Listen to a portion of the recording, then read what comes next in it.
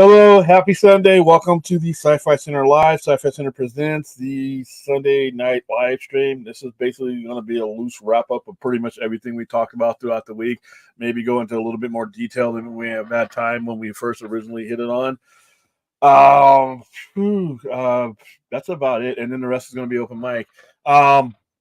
Like last night, like we announced a couple of nights ago, we do have two band topics, and these are not the jokingly ones, like DC animation and stuff like that, where it's just a joke. Right now, Superman Legacy in the DCU is on the ban list for at least another 8 months. It's just too far away for me to care. I don't even know if I do care at this point because I haven't seen enough to really make a judgment. And right now, I don't want to go into the BVS type of situation where all we did was talk ourselves in a circle and find ways to hate a movie that's not even anywhere near close to being out. Last I looked, it was just under 20 months. That's a long time. 8, 9, 10 months away still puts us a year away. So we'll shelve that unless something breaking comes that's actually, actually newsworthy. And I don't mean like a supporting actor or somebody else getting cast. We'll spend about 2 or 3 minutes on that. The other topic is anything to do with Zack Snyder, Netflix, or anything like that. Not because I feel one way or another. You guys know how I feel about that. But these 2 topics that I just put on that list have become clown magnets. They have become clown magnets, and they've become basically vehicles for people just to earn clicks and money off of other people's misery. And that's not what I'm here for. I'm pretty sure that's not what you guys are here for. We're here to talk geek, and that's what we're going to do. And to that end, I'm going to bring in Brad. How you doing?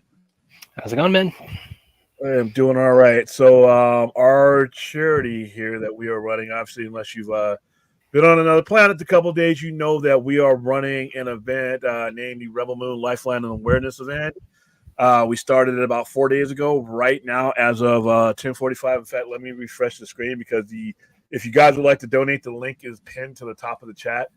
And right now, as we speak, we are at $2,425. We are $75 away from being at the halfway goal at 4 days in, which is great. So hopefully we can get that. And still with 18 days to go until the event and the release of Rebel Moon on Netflix. So that is really, that's really mindful, and that's really something. Yeah, that's a good place to be on. If you can't donate, because I can know it's the holidays, times are tight, finances are tight. They've been tight for quite a while now. If you can just share the link and put it out there, you never know who might be able to and who they can get that link to. Like I said, just sharing the link has got us probably the most of the funds we have. Obviously, Zack Snyder himself shared it, and that took a lot of the load off of us. That put us ahead of the game to where we can kind of relax a little bit and not have to stress about creeping every $5 and everything to get to 5,000. What that did is put us at almost near a half. So $75. I would love to get it while I'm on the stream, but hey, if I don't, I'm pretty confident we'll get it here soon. So. Yes. And I will put this out there right now to everybody. If we get it over the halfway mark tonight while we're on the stream, I will kiss a live tarantula on camera. And yes, I'm completely BSing you when I say I will do that, but just I just thought I'd throw that out there because people love hyperbole on the internet. Yeah. Like I said, if it gets clicks, let's do it, even if it's not true. So yeah, there's a couple of things that we covered last night. A couple of things that we went over. There was the Godzilla versus Kong trailer came out. We got that today actually at CCXP. So you want to go ahead and play that? Yeah, let's go ahead and play that. All right, let me go ahead and get that up here. Because actually, it did look pretty good to me. Yeah, there's a lot of people bitching and moaning about, oh, he's got pink scales, and if you're understanding this story, if you see what they're doing there, notice that the main villain, I forgot what they've named him, but see that glow in his eyes? That's that same energy. It looks like Godzilla is absorbing. If you look at the trailer, he's in hibernation, and when he's in hibernation, he's not expending any energy. So wherever he's at, and see that the theme here, that whole pink energy, that's the theme of the whole thing. So it's not him permanently being pink. It has to do with the energy he's absorbing and it's how it's mutating him. Yeah, it does. Yeah, I mean, it's going to definitely be hard to top the atomic breath in Godzilla -1, but I do feel like they're certainly stepping up in the MonsterVerse. So let's go ahead and play the trailer. Is this the official one from Warner Bros.? Yep.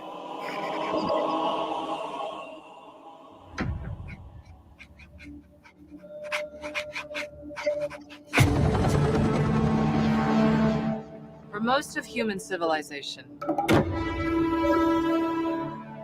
we believed that life could only exist on the surface of our planet.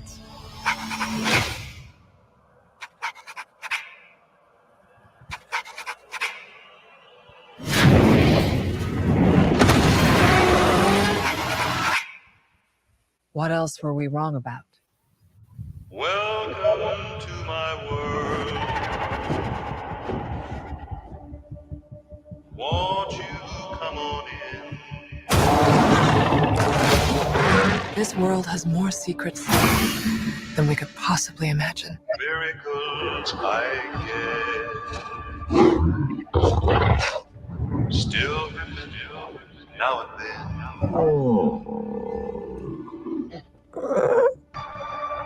What is that? That's not Kong.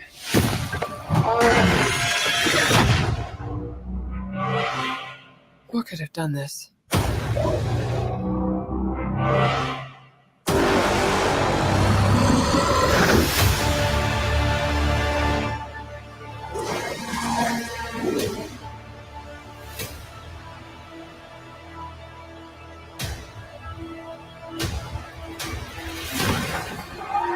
Kong can't stop this on his own. He won't be alone.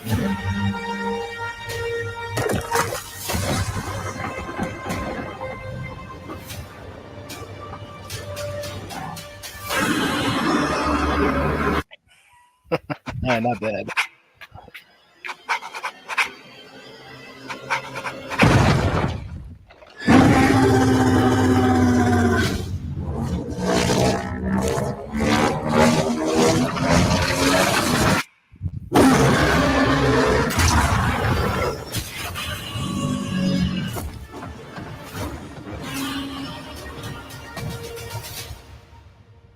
Welcome to my world.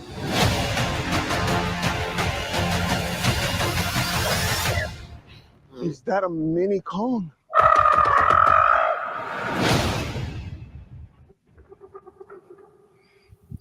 Okay, so thoughts on that? Like I said, it's the first of the non-teaser trailers. It's basic. There's nothing special about it. The second one I'm looking for to give me the premise of the story. It's basically introducing you to that one, reintroducing you to a lot of the characters that you saw before. Obviously, one dude from of Godzilla vs. Kong, the girl, Rebecca Ferguson is back. And you see the main villain.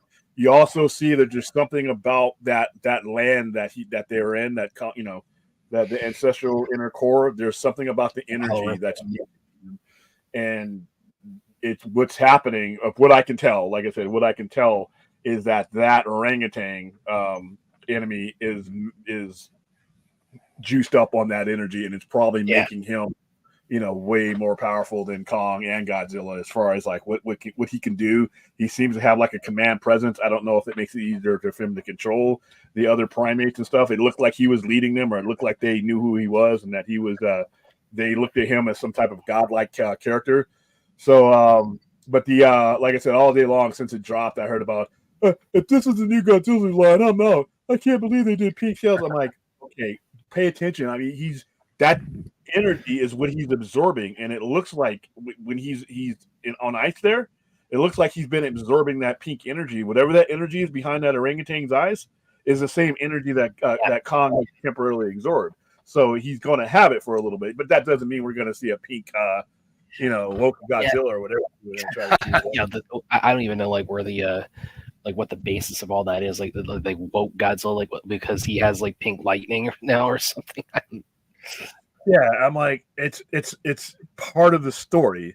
That energy, and from the moment I saw them tease that character, when they showed his eyes and his eyes started glowing, it's like, and then they showed other stuff, and everything about this movie has that energy. So it's something about that radiation that is going to mutate and basically bring about a second coming of Titans, because right now all the other Titans are pretty much almost extinct. If you realize that either Godzilla or Kong has killed them all, but now with that radiation, we have basically a new wave of them coming.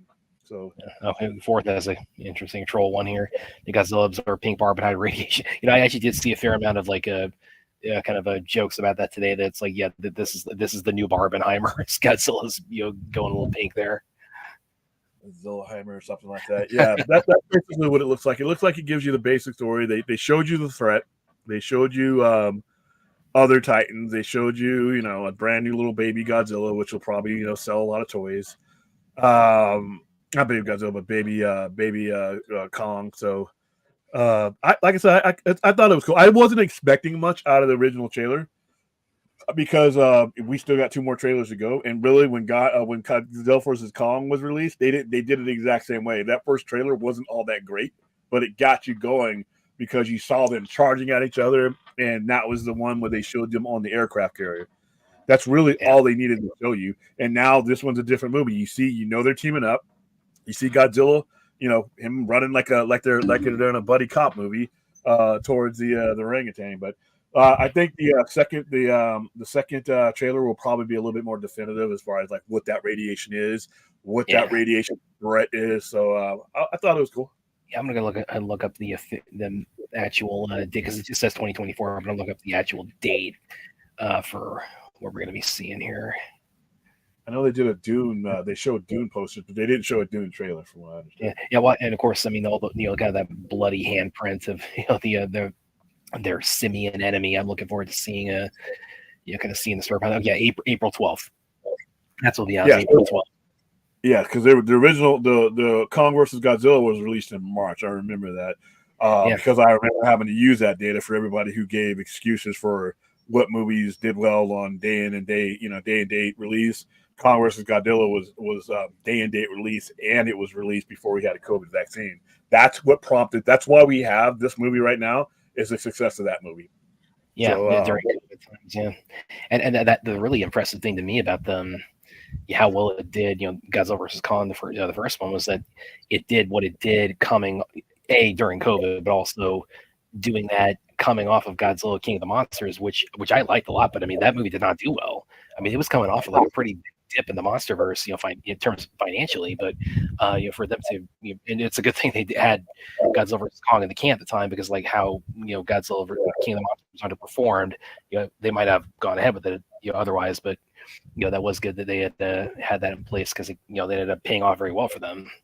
Yeah, because Godzilla, King of the Monsters, Godzilla vs. Kong was already done, or else knowing Warner Brothers, they would have just pulled the plug on it, and we wouldn't have gotten this movie, and we probably wouldn't have gotten Monarch, to be honest with you. Because, I think a lot of people kind of attributed the underperformance of Godzilla King of the Monsters to like the 2014 one, where it's like there was a lot of complaints that Godzilla was like not on screen enough. So I think that kind of played a role in King of the Monsters, even though he's obviously on screen very prominently in that. But I think that kind of that's one offshoot of that kind of led to its underperformance. But again, the fact that Godzilla vs. Kong did as well as it did coming off of that and in the pandemic, that is really impressive. Well, and the thing about like you said, with Godzilla -1, he does not have to be on the screen all the time. You just have to have characters that are disposable characters. The difference between -1's characters and the difference between King of the Monsters and the original Godzilla 2014 is those characters were just basically no one cared. See, with -1, it had an advantage because you already have a history of those characters before you even know who they are. You know what World War II was. You know what happened to Japan. You know what happened to Tokyo. You know what happened. So you already have a connection to the characters because there's a historical one. Godzilla, King of the Monsters, and Godzilla 2014 did not have that connection.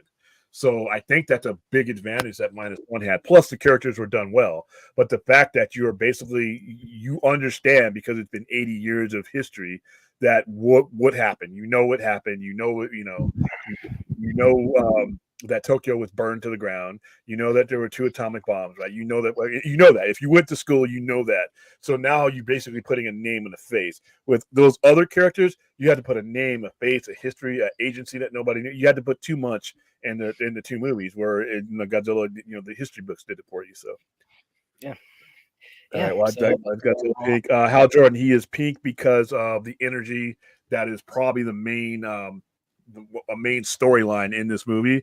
That energy that orangutan, I think it's Scar King, has absorbed is the same energy that's down where he's at. And Kong or Godzilla, if you look at the beginning of that trailer, he's coming out of ice, which means he's probably somewhere where that energy is, and Godzilla sucks energy out of wherever he's at. So Godzilla has absorbed the same energy that the Scar King has absorbed. So he's peaked because of the energy he's absorbed. I get the impression too that this one is going to probably, out of all the MonsterVerse movies so far, this is one that's going to have the heaviest presence in the Hollow Earth, because we saw so much of that in the trailer. It seems like so many of the monster fights are good. I remember seeing that. One thing that really stood out to me, this is a little bit of a me story here, but that giant staircase. We saw the little baby chimp climbing up, which, I mean, it's almost vertical, that staircase, and it reminded me of because, you know, being a military family living in Europe, I've been to Anne Frank's house. So, and going to Anne Frank's house, I mean, you get such a perspective on, like, you know, what people trying to hide from, what Jewish people trying to hide from the Nazis during World War II. I mean, really just what they had to go through for that. And Anne Frank's house, I mean, going up the staircase, I mean, it's like climbing a ladder. I mean, it is that much of like an almost like not even an incline, just straight up. And going inside that place, it's like, again, they were cramped. So that's a little bit of a me thing that I flashed back to when I saw that huge, almost vertical staircase, you know, in the Hollow Earth. Another thing is that, remember, the center of gravity in Hollow Earth switches. It goes from, you see those pterodactyls flying, they're flying up and they're flying down because of the way it's like, you know, because the gravity is right there. They're literally at the core of the earth or whatever that's supposed to be. So somewhere in that, because you see somewhere how he has evolved. He's used that pink energy to evolve beyond what even Kong is. Kong may be bigger and stronger, but that energy has mutated him, and it's probably going to mutate. You see all those other Kongs or all those other giant monkeys there. So you're probably looking at the source of the radiation that creates them, because if it's at the core of the earth, that means it can affect pretty much anywhere, anytime, anywhere. It can actually bleed through. All plant life, all kinds of stuff is affected by that radiation. And animals that live into the ground, animals that hibernate in the ground, like Kong or like Godzilla, who's hibernating, is absorbing that energy. Wherever they're living, they're absorbing this energy. A certain percentage of animals are. That's basically going to be your new empire. So yeah, it's look, like I said, it didn't, like I said, go into depth, but I thought it was good enough. It was a good start. The depth that he needed to go into was that it was bringing, you know, the title characters into play and reminding us what they could do. So that was really what they needed to just. Again, this is more so a teaser than a trailer, and that, you know, it got the job done. Yeah, it's coming. This movie is coming, and it's coming in April. So that's actually, we have. On that note, Aaron has a pretty good one here. Question with this new Godzilla and King Kong movie: is the marketing and premise different in Japan and Asia as compared to the West to make Godzilla more of the hero of the story? I don't know. I would think that. I mean, he's already been established as a protagonist as an anti-hero, at least in the MonsterVerse. So I don't think they really are going to be doing anything too drastically different with the Japanese marketing. Now, what people need to understand, and like I've already seen the comparisons to -1, and now I've seen -1. It just was really a letdown. When you're watching -1, you need to be in that mindset. And when you're watching a modern, because that's not a modern Godzilla movie. That's not a Godzilla movie that takes place in modern times. If you take away the atmosphere in which -1 takes place in, the era and everything else that's around it, it takes away from the movie. That's not a movie about Godzilla. That's a movie about the people of Japan, the people of Tokyo, and how they're dealing with Godzilla. When you're talking about a MonsterVerse movie, the focus for the most part is on Godzilla and the core characters, Godzilla and Kong. It's not going to be about the Japanese Navy pilot. It's not going to be about the Japanese shipyard guy. It's not going to be about the orphans. It's not going to be about any of that stuff. If it is, it's not going to where they're going to spend their time on. When you're talking about a MonsterVerse movie, that's why I don't really compare the two, because you're talking about two different goals. And -1, It's about the people, and then there's a monster there. With Godzilla, with MonsterVerse stuff, it's about the monster is preeminent, and they're at their best when the monsters are first. That's why Godzilla versus Kong is the best out of them, in my opinion, because the focus is on them. The focus is on Godzilla. The focus is on Kong. The focus is on even Mechagodzilla for the limited time that he's in there. So I would my thing if and I was kind of concerned about this. When these movies come out, they don't need to be pit against each other. It's just a different version. It's just a different version of Godzilla. It's Japan's storytelling. You got to realize if you grew up in Japan, if you have grandparents in Japan, great grandparents, and elderly people who still may be around from the World War II era, these are the stories you grew up with. Those stories don't resonate here in America like they do in Japan because it didn't happen to us. So you're talking about a different storytelling function that's coming from Tokyo than you are in when it's coming from America. So I don't think they should be compared, to be honest with you. But as far as the marketing goes, I don't think so. I don't think there's a way to do that because Godzilla that originates in Japan is what it is, and you can either like Godzilla minus one's not going to make a lot of money. It's going to do decent. It's going to make a profit, obviously, because it was made for cheap, but it's not going to make a lot of money.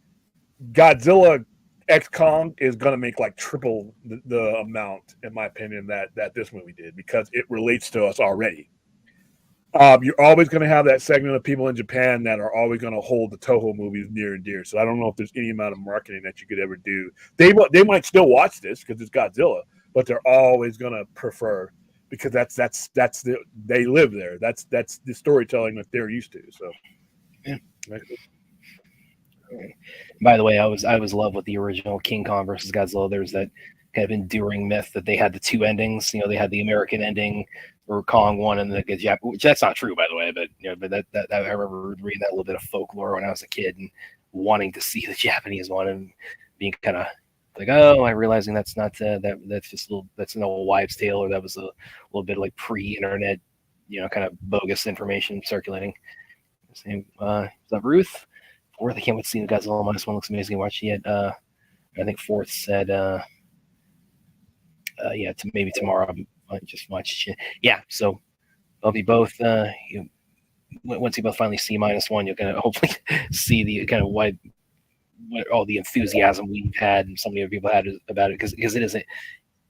It's weird. It's like minus one. It's like it has the feel of a Heisei era, but it also really harkens back to the original 1954 one because again, it's portraying Godzilla as as he was originally conceived as like he is the concept of nuclear weapons like made into a monster. Well, and he's a menace. He's a menace. I think that where this movie just completely just outdoes the original one is that the actual the level of sinister, the level of just outright, just no regard for what he's doing. In the original ones, it's almost comical the way he responds to humans. And this one, it's like, wow, it's like, he's here to, and you feel you don't really take the death seriously in the original stuff. You take it seriously. Oh, big time in this one. This one, I mean, again, there is a reason why they said this like very shortly after World War II and after the the nukes were dropped on Japan. It's like, I mean, that thematically is very relevant to Godzilla minus one and the human stories they portray out of it. And again, it's the way Godzilla is utilized in minus one. There's a reason why the human stories are so prominent in this and why they're handled the way they are and why there's so much, why they're probably some of the best that's ever been in a Godzilla movie. Because Gojira doesn't like. Well, it's 1954, so I got to give them credit for where they were at. But the type of storytelling that they told in 50s monster movies, no matter what country they were, was not on the level of the stuff that they tell today, and it's not in the same solar system as minus one was. So it's weird to see it, but it's like, yeah, it's two movies, but there's the similarity is that they take place in Tokyo and that Godzilla's in them. After that, there's no similarities between the two movies. Yeah, I also really like in the trailer that we just saw for Godzilla X Kong is that they are bringing back his axe. Kong's because that play it was such a great tool anyway. But I mean, that played so heavily in the defeat of Mechagodzilla. So I'm hoping to see more like kind of cool, like how it would be charged up, in this, and like how that would be applied to their new enemy. That's I'm really glad that's coming back. I'm looking forward to seeing more of it. It'll probably end up being pink because that's the energy Yeah. that's in the Next Yeah. Okay. What else we got tonight? Yeah, we're just getting comments already. So I feel that having different stories encourages different age groups to engage. Yeah, no, that's very spot on, especially like comparing like Monster vs. Godzilla to kind of what the multiple different versions they've done with Godzilla in the last few years in Japan, with Shin Godzilla to Godzilla -1 to Heisei era to even like 98 Godzilla, which I know William was like, yeah, that's it's Godzilla. It's a good monster. Yeah, but where it fails is that you put the word Godzilla on it. It's a good giant dinosaur movie in the middle of New York. It's a really good movie in that respect. It's not a very good Godzilla movie. In fact, Yeah. if you take the name Godzilla off of the Matthew Broderick movie, it's a really good monster movie. And once you put the name Godzilla on it, it actually becomes an awful movie because now you put that moniker on it and it doesn't live up to a Godzilla movie. Yeah, well, I mean, that's why he's kind of even the name of the creature, the version of the character, and that he's been retconned to be named just Zilla, and the reason behind it with it, a lot of the reaction, the fan base reaction has been it's like it took the god out of Godzilla, and that is true in a lot of respects where they did portray him more as an animal, and he was an iguana. He was literally an iguana. Exactly. Yeah, Godzilla in turn, like the essence of the character is not just that he's this mutated beast, but also that he is something almost he is like a god on Earth. Yeah, no atomic breath. I mean, he breathes out a little bit, but it was like I said, they just tried to take it just wasn't a very good Godzilla movie. If it would have just been named Iguana God or something silly like something like that, then people would have been like, oh cool, it's Matthew Broderick, let's go see him.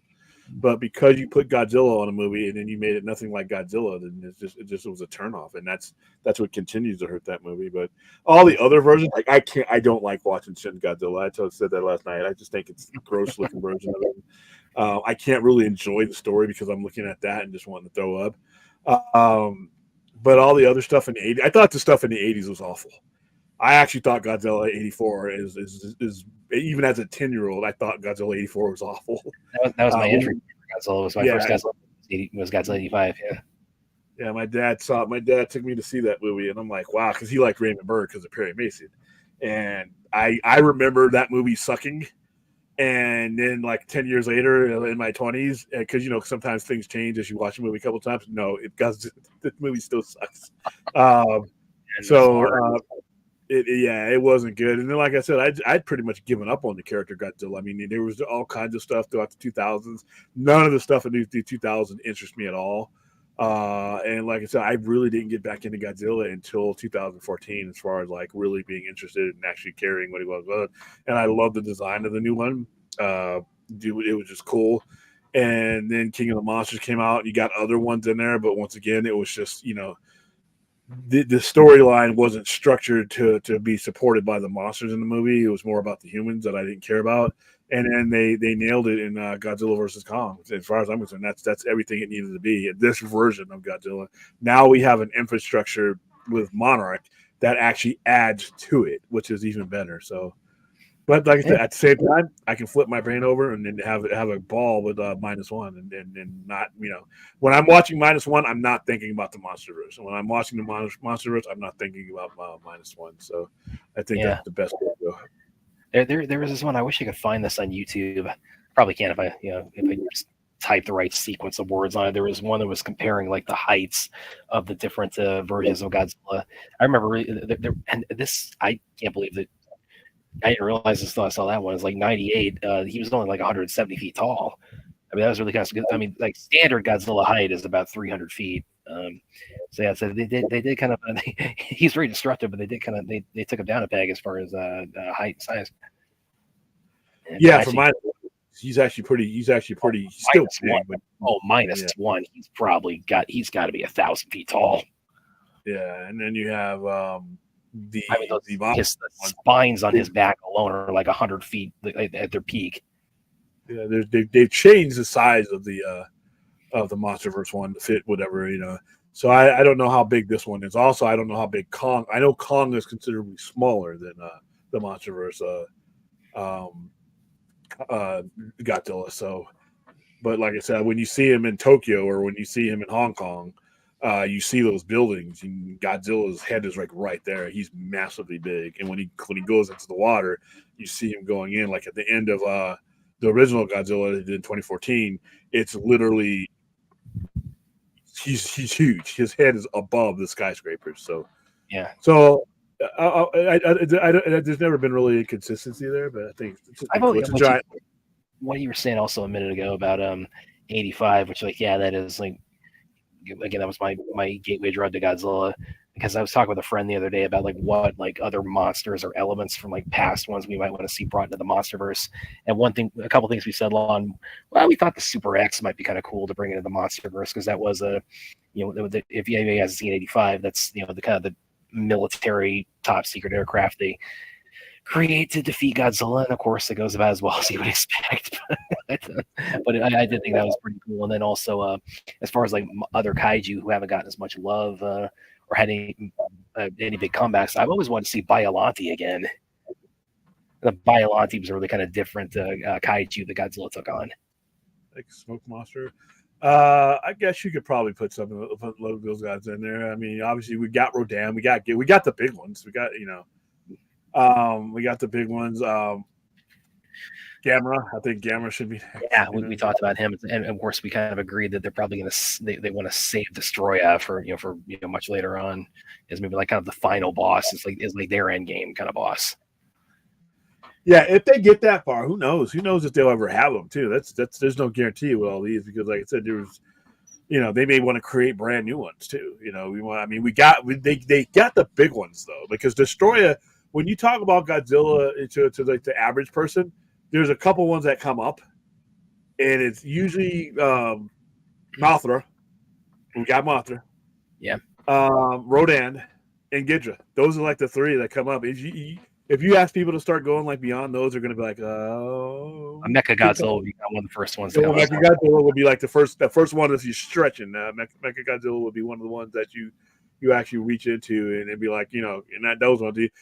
I would like to see them, and I know they'll never do this. I would like to see them get the aliens that were in there in some of those movies. Yeah, or like the space gorillas from Godzilla versus Mecha Godzilla. Remember those helmets that they wore with the big spikes on the other side of them? It was ridiculous, but I could see them doing it cool now. I mean, I could see them modernizing it and being like, having that radiation be, of alien origin, and that's what's mutating them. So I could see that.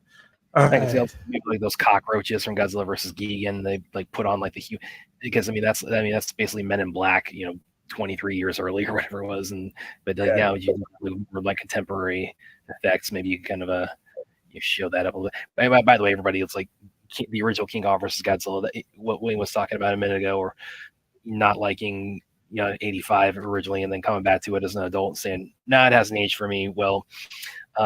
Yeah, I kind of have that a little bit with the King Kong versus Godzilla, except that as a kid, liking it, and then coming back to it as an adult, realizing, this is aged horrifically. It by the time I thought it aged horrifically, because King Kong was nothing like the King Kong that I was used to. By the time I saw King Kong and Godzilla, I had already seen the Jessica Lange, Jeff Bridges one. I had already seen the good one. Yeah, I had already seen all this, all this stuff with King Kong in it. And then when I saw that, you look at that King Kong versus the King Kong, the traditional King Kong, that's sort of disrespectful, in my opinion. Well, not only that, but the Islanders also in it. If you have a problem with blackface, this is not the movie for you. The original King Kong versus Godzilla. Nah, and then the stuff he was doing on his tail, he was flying. It was, oh my goodness.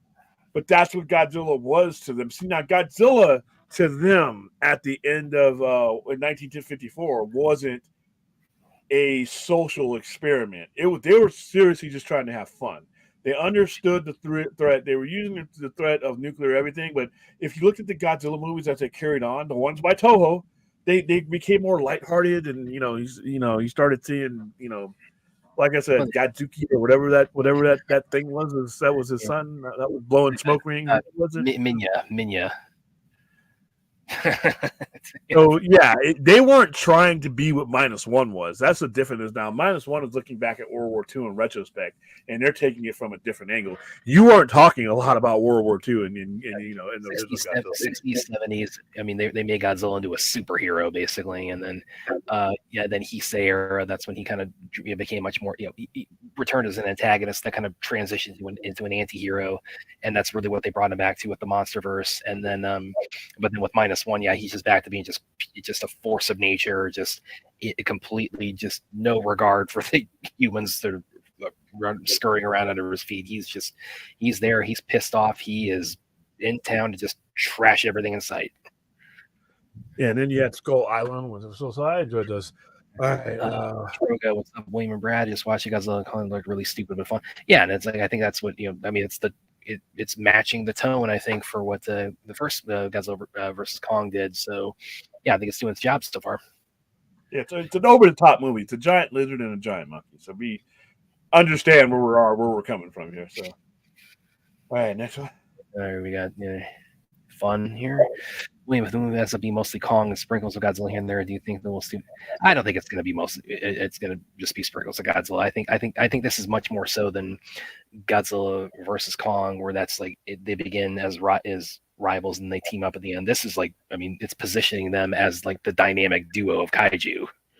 Yeah, they're literally doing the Batman and Robin run, but I think Godzilla's going to equally be in it because he's more affected by the radiation than Kong was. Remember, Kong doesn't have the ability to redistribute and absorb the radiation like Godzilla does. So Godzilla's probably going to be the point, monster on this because that Scar King looks like he has absorbed the energy in a way that Kong could never do it. And the same thing that's gone on with Godzilla. So he's probably going to be the one that does the majority, of the running of the fighting because he can. I mean, and he's probably a better matchup. So no, I don't think it's a spring. I think it's going to be half and half. I think it's going to be half and half. They're both equally popular in America. Like Godzilla versus Kong, that like took Kong's perspective a lot more, but I mean, it didn't shortchange Godzilla. And I don't think this. Yeah, again, I think this will be fairly similar in terms of maybe they might. To kind of flip it a little bit, they might like decide, okay, now it's a little bit more from Godzilla's perspective. But again, they're you can't though, because he's stupid. Okay, so the reason why you had the story being told from Kong's perspective because Kong was smarter and Kong was more on tune with us. He's the mind of an ape and the mind of a human is going to be a little bit more. We can get that down. Godzilla's just like, fuck are you doing here? That's really what he is. He's basically Godzilla's is being inconvenienced. You woke me up, it's going to crush your city. Kong is just basically, like I said, he's a primate. He's basically us in an earlier form, So you could kind of, the fears and the emotions that an ape has are similar to the ones we have. Lizards is different. Lizards are cold-blooded. Well, like I said, and I brought this up previously, like in the original King Kong versus Godzilla, there's that one news segment where the scientist, he holds up this cherry and he says, yeah, Godzilla's got a brain about this big. And then he holds up this gorilla skull. And yeah, Kong's brain is about 10 times the size. So just to kind of compare, it's like one of them is just a bowl in a china shop. And the other one, he's a little bit more of a thinker. Yeah, he's us. He's basically us. So it behooves him to tell a story from his point of view. Whereas Godzilla is just, even now, any version of Godzilla is just going to be when you start humanizing Godzilla. That's when it starts to become a problem because the lizard is a lizard. It's not like a dog. It's not like a little. When you have a little spider monkey as a pet, it's a little bit different. Even if you have a snake as a pet, it's not. You're not playing around. Kong is way more relatable than the lizard. So that's why they'll tell it from his point of view. One from Chappie here. Why do you think that Godzilla King of the Monsters? I think I kind of laid that a minute ago. It's like the 2014 one that got it performed well, but it got some flack for it's like Godzilla. In terms of like actually being on screen was seen rather fleetingly. So I think there was a little bit of a backlash to that sort of bled into King of the Monsters, which sucked because King of the Monsters I did really, really like.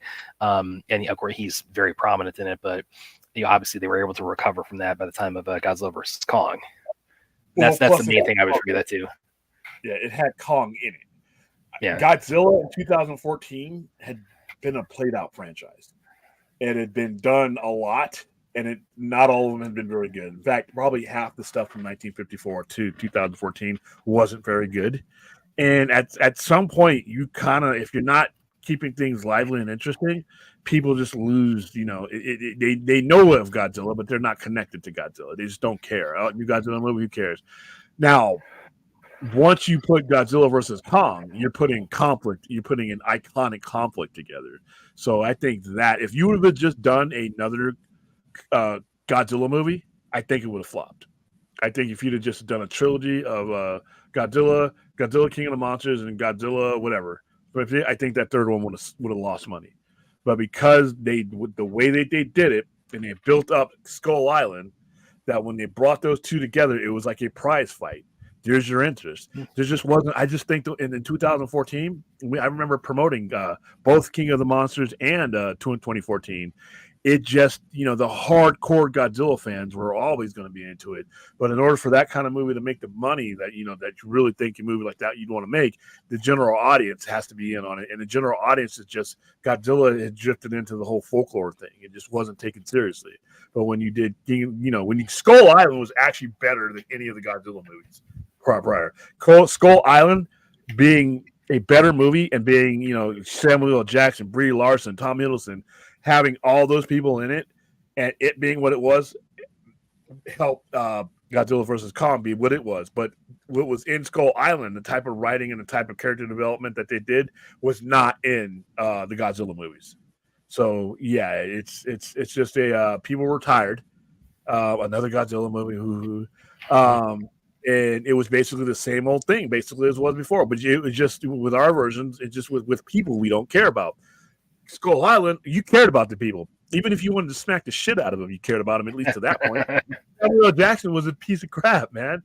Tom Hiddleston, all those characters. Brie Larson, she's a little bit irritating in there, but even still, you were compelled to, care about these characters. And then, they didn't do that in the previous movies. And plus, like I said, that conflict with Kong versus Godzilla, that's a big one, and like I said, that's when we marketed that. I remember how we marketed that. We had Team Kong, Team Godzilla, and we had T-shirts. We had everything. We had a lizard print on the ground, and then we had a monkey print on the ground. And you had to park. We did a drive-through on that one, and you had to park on one side. So Team Kong parked on the one side with their shirts. Team Godzilla parked on their side, and then we had the blue and the red.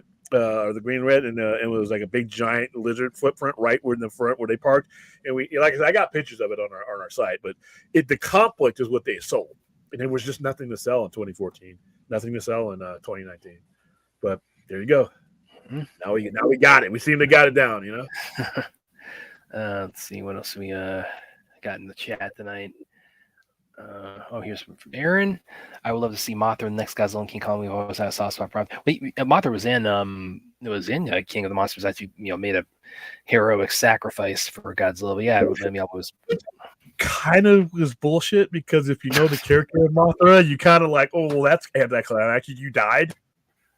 Wonder if I'll ever see you again. Well, and that's speaking of this question, it's like, yeah, the possibilities are, let's say, more likely than not. If you understand the way the Mothra character has gone throughout the movies, and they keep it consistent. Mothra dying, spoiler alert, it's been 4 years, didn't have that sacrificial effect to me because I'm like, okay, I'll see you in a few years. Next one. But yeah, I think Mothra was good. I liked Mothra in that movie. I liked King of the Monsters because it was a lot of monsters in it, and then I like that ending scene where Godzilla, they all bow down to Godzilla, and he's like, "Yeah, I love that part. I love that moment. Yeah, like, give me my tribute," So it was his coronation as King of the Monsters. Chappie, Wayne Brad, thoughts on the RIPD comic book and the movie with I have not read or seen either, unfortunately, so I couldn't really tell you. Did not like either one. RIPD was I think it was Dark Horse. It came out a while back. I gave it a try because it was something new, but it just didn't come together for me. It's not awful. I just didn't like either of the things about it. It just kind of came and went for me when that movie came out. Exactly. Yeah. It's kind of like Invincible for me. I read Invincible back in 2003 when it first came out. I didn't think it would. If you told me 20 years ago 21 years ago that series was going to be as popular as it is now, and that it was going to, be a TV series, I would have laughed at you because there's just nothing there story wise, in my opinion. The storyline looks like it uses a lot of old tropes and stuff that are already in comic books, but yet 21 years later, here we are with the second season of a show. Yeah, and Ruth here, will you be overrun with all the different Funko Godzillas in your store? Yeah, but if they did actually imagine if they did do like a Funko for each individual iteration of Godzilla. I mean, you probably could. They do. You could fill it. They do. Okay, yeah, you could fill like an entire bookcase worth of that. Yeah, I've had some of them. I've never had them all at once. It's real. Some of them are super expensive, but you have the King of the Monsters one. You have the original Godzilla 2014 one. You have there's a Shin Godzilla one, which I think that's out there. Looks disgusting. You have your original Godzilla. You have your 1954 Gojira. It's actually Gojira in the box. You had Kong versus Godzilla. You had him, and you had him and Kong, and then you had one that had Kong and him in the same box. It was a bigger box. I'm gonna start getting those back in again, but some of them are super expensive. There were some like BX exclusives and stuff that shot up, as soon as they came out. And I've had people bringing them in with the box, not in the box. Some of them I think have the glowing his fins glow on the back of them. They think it's from King of the Monsters one. Yeah, they got plenty of them out there. Now I haven't seen one, but I know they got to have a -1 out there. They got to have that whole set. Oh, so, yeah, I mean, again, like his spines alone on his back. I mean, those must run at least 50 feet from his back to the tip. Well, the toy would be cool because I guess if you push a button on the toy, you could have the things pop out. Oh yeah, that'd be awesome. I didn't think go of back. that. You notice you go back in too, right? Did you realize they go back in after he uses them? Yeah. Yeah, they pop back in. I thought that would be. And and then here from fourth, the design 98 Godzilla heard the movie tone and allowed the use. Well, I think actually didn't they like from the outset they were always going to give him a different look in the Roland Emmerich one. Yeah. Roland Emmerich wanted to do something different from Godzilla. Then I'm like, then why are you doing a Godzilla movie? But he was on a roll. It was right after Independence. This is his first movie after Independence Day. Yeah, and you weren't gonna say no. That's what when you got a guy on a roll, he just does whatever the fuck he wants. And I don't think Godzilla was a failure. I think Godzilla was actually a success. Yeah, it just wasn't. Us geeks were like, it was blasphemy, but for like. And by the way, if you haven't seen the animated series that was like the continuation from the movie, that's actually good. They found a way in the animated series really to it's continuing from the 98 movie, but also it really kind of finds its groove a little bit more in terms of adapting that Godzilla to kind of his more sort of classical mythos and the other kaiju that are brought in. So yeah, if you haven't seen the animated series, give that a look. It's actually really good. Yeah, so at the time it had a budget of 130 to 150 million, which is a lot for a movie, especially back then. Yeah, it made 379 million. Now, keep in mind they didn't spend as much on advertising and everything else because you didn't have. I mean, you only had the Super Bowl. You didn't have a lot of. You didn't have a lot of. You didn't have a lot of places. And but remember, the money's value, inflation rate. We were talking 25 years ago. $379 million. If you doubled your profit back in the 90s, you got a promotion. If you doubled your money, so you really only needed to make 300 million, it actually doubled his profit and then some. Because it was a TriStar picture, and really and like 130 to 150 million again back then. I mean, that's pretty common. I mean, we look at that now, like that's almost like kind of conservative in terms of like blockbuster budgets. I mean, back then that would be like that. I mean, you're pushing it close to like what we would think of today as like the 250 range. Yeah, so it made okay. So all right, internationally, the film took in a additional 242 million in business for a combined worldwide total of 379 million, equivalent to 633 million. So wow, so that actually doubles that 633 million adjusted ticket from in 2013. So it's even more. In the third highest grossing film worldwide, despite performing below expectations domestically, Godzilla was a profitable worldwide success, grossing nearly 3 times its budget. Sony stated that the retail sales of consumer products generated 400 million. What? Holy! I never really looked into this. I didn't either. This movie was a success. As much as I malign this movie, you made $400 million. Your movie, you made more in merchandise than your movie made in the theater. And the movie made 3 times the profit. That's a success, dude. Generated $400 million not only from the 1998 film, but from the animated series and the he pronounced it Heisei Godzilla films that Sony acquired. Oh yeah, that's right. Sony bought all that at the time. So Sony made off like a bandit. So okay, so let me rephrase that. 1998 Godzilla was a failure in my eyes as far as the narrative of being. It's a giant iguana. It's an iguana that doesn't do anything. It's not even close to being a financial failure, though. Yeah, I mean, $400 million in toys, dude. That's in merchandise. And I remember because they had Taco Bell. They had people buying sponsorships for that. Oh, so I remember those Taco Bell commercials with that Chihuahua like yesterday. Yeah, he's being stepped on. Yeah, he's being stepped on by the. I'm gonna pull one of those up right now, actually. Carol Taco Bell. All right, guys, we need 75. We need $75 to get to our halfway point. So we'll keep this on the screen for you. Yeah, that Chihuahua, that guy was everywhere in '98. So I remember those.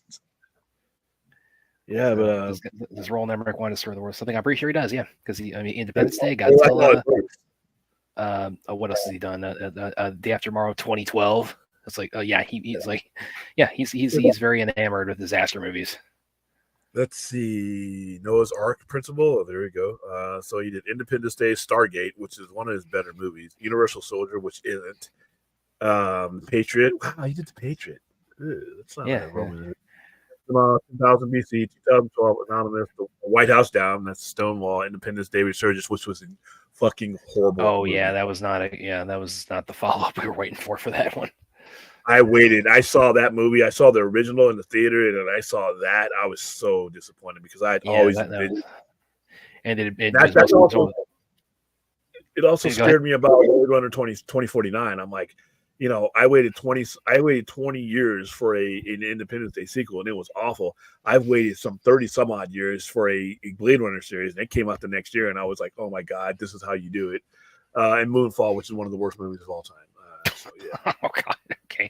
Yeah. Here's that Chihuahua. Everybody, I'm gonna play this because this again. I remember this so well. This guy was all over the place.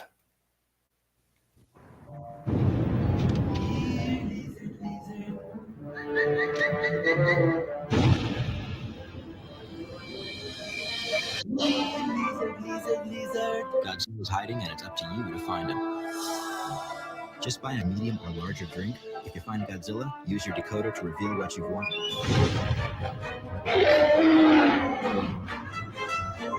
Uh-oh. I think I need a bigger box.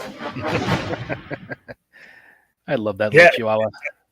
Godzilla paid. Yeah, he started talking too much. So, Taco Bell paid for that.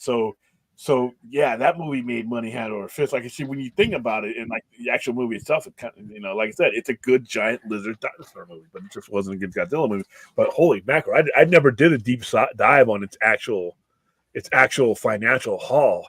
That's a lot. If you combine the movie, the money it made in the theaters, and its profit from the merchandising and licensing deals, that movie made $1 billion in adjusted dollars. Wow. If you combine that, that's kind of scary. Yeah, but they didn't do any other than the animated series. They didn't do any kind of follow up. So, because I think there was a whole bunch of stuff that went down after that. That because if you look at it, they actually explain why there were sequels that were in development that just never came into. Yeah. Which, by the way, that treatment for like Roland Emmerich wanted to do with the Godzilla 2, it's floating around out there. It's actually I've read it. It's actually looks like pretty good. That I would have been interested to see that. Although the like the kaiju they were gonna have Godzilla fight, and that she was called like Queen Bitch or something in the treatment. Toho hated it. Toho called it looked like a dog's face. Would you say that this might, this is an interesting question. Would you say that was the one time the math was defeated with the Godzilla 98? The math and the fact that, so here, TriStar planned to produce a Godzilla trilogy upon acquiring the license in 1992. Emmerich had considered using Monster Island concept from the Toho films with the intention of creating something wild, as well as including 6 or 7 monsters, stating that we'll probably come up with other monsters because we don't want to lie to ourselves much about certain things. Prior to the 1988 film's release, Sony felt confident enough with the potential box office success that they paid Toho $5 million for the sequel rights. So they bought the sequel rights, which guaranteed them to produce a sequel within 5 years following the first film's release, so long as it was in active development. Devlin had confirmed plans for the trilogy, stating we had the Godzilla trilogy in mind. The second one was remarkably different from the first one, and if it's embraced, the third one would make a whole lot of sense. I don't see us doing more than 3, but I would love to finish telling our story. Emmerich and Devlin commissioned a treatment by Tab Berthy titled Godzilla 2. The sequel would have involved surviving offspring battling a giant insect in Sydney. The studio abandoned sequel plans due to lack of enthusiasm from fans, audience, theater owners, and licenses, and Emmerich and Devlin left due to budget disputes. Devlin stated that they wanted to tailor the budget-wise. It didn't make sense for us creatively. Devlin said that they left the film with an open ending in case it allowed them to turn a sequel. Despite Emmerich's comments that Sony was absolutely ready to produce a sequel, he later revealed that he advised the studio not to produce a sequel, stating that it's so strange that people expect it to be the biggest thing ever. Then it only did well. They are disappointed, and you have to defend yourself. Sony had considered a reboot with the new series. So once again, what did I say? Math is still undefeated here. Math is still undefeated here, because guess who lost out on this by not making another one? Sony and Sony. TriStar. Because the reasons that they came up with for not making it were reasons cost them a lot of money. Well, but you also made a lot of money too. I mean, you could have. Yeah, but they lost money they could have continued making by not moving forward with it. Oh yeah. I see what you mean. Yeah. Like I said, math won here too, but it's just won from the opposite angle. Yeah, Sony lost out. I mean, because once again, and it sounds like they had the BVS brain dead syndrome, which is basically yeah, probably. We think we got this thing. We think it can make this amount of money, but how many Godzilla movies made as much as Roland Emmerich did up to that point? I mean, no, I can't recall any Godzilla movie worldwide or statewide, and to this day, to be honest with you, that made that. If you look at Godzilla versus Kong, it broke money, but it's right around what 1998 did, and that's not only in adjusted dollars. King of the Monsters, all those did average box offices. So they, you really, if you look at the previous movies to 1998, none of those made that kind of money. But once again, when you set stupid ass expectations, you a lot of times you shoot yourself in the foot. Well, but the math was undefeated, but the fans, I guess, we still ended up winning in the end because we got ultimately the better Godzilla movies coming out of it, I guess. Yeah. I mean, I think with Sony, I think they got Toho got in their ear, and Toho. I remember about the Toho turned the public against that movie. But like I said, like that guy wiping his face with the money, with his drying his tears off with the money. That's what I'd have been. I'm like, you know what? We bought these rights. We have them as long as we have them we have a movie in development. I'm going to develop another movie. Toho, you can do your thing. Our contract doesn't exclude you. Well, now they are doing that. Now they are doing the parallel Godzilla between Toho and stateside. And I think Kong X Godzilla will be fine. Yeah, so it took us a while to get there in terms of having parallel Godzillas between Japanese and American movies going. And I think I've shared this before. I do, again, having everything you said, recognizing it's better as an Emmerich monster movie, disaster movie than as a Godzilla movie. Still having a soft spot for it there, but I do love that story of Ken Satsuma. He was one of the original Toho Godzilla actors. He walked out the premiere because he said it's not Godzilla, it doesn't have the spirits. Oh, that's a diss. Yeah, and now look at what we have got. By the time I truly believe that Monarch is going to tie directly into this, and so that's going to be cool. We didn't have that kind of stuff before. All right, next one. Real quick, I'm going to play one more of those Taco Bell commercials because again, these were. I remember these so well. These are all over the damn place back then. Taco Bell, can I take your order? Let's see. 1,000 burritos supreme. Yes, 700 Mexican pizzas. And what of those gorditas? Hey, Godzilla, want something to drink? Godzilla's at Taco Bell on 4 collector cups. And now you can put them in a cool Godzilla cup holder. I remember that too. Yeah, I do. Yeah.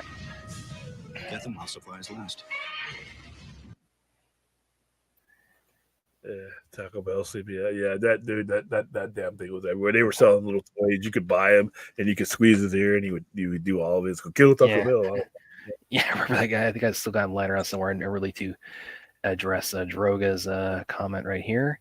No, Roland Emmerich is not related to that to the particular a-hole you're mentioning there.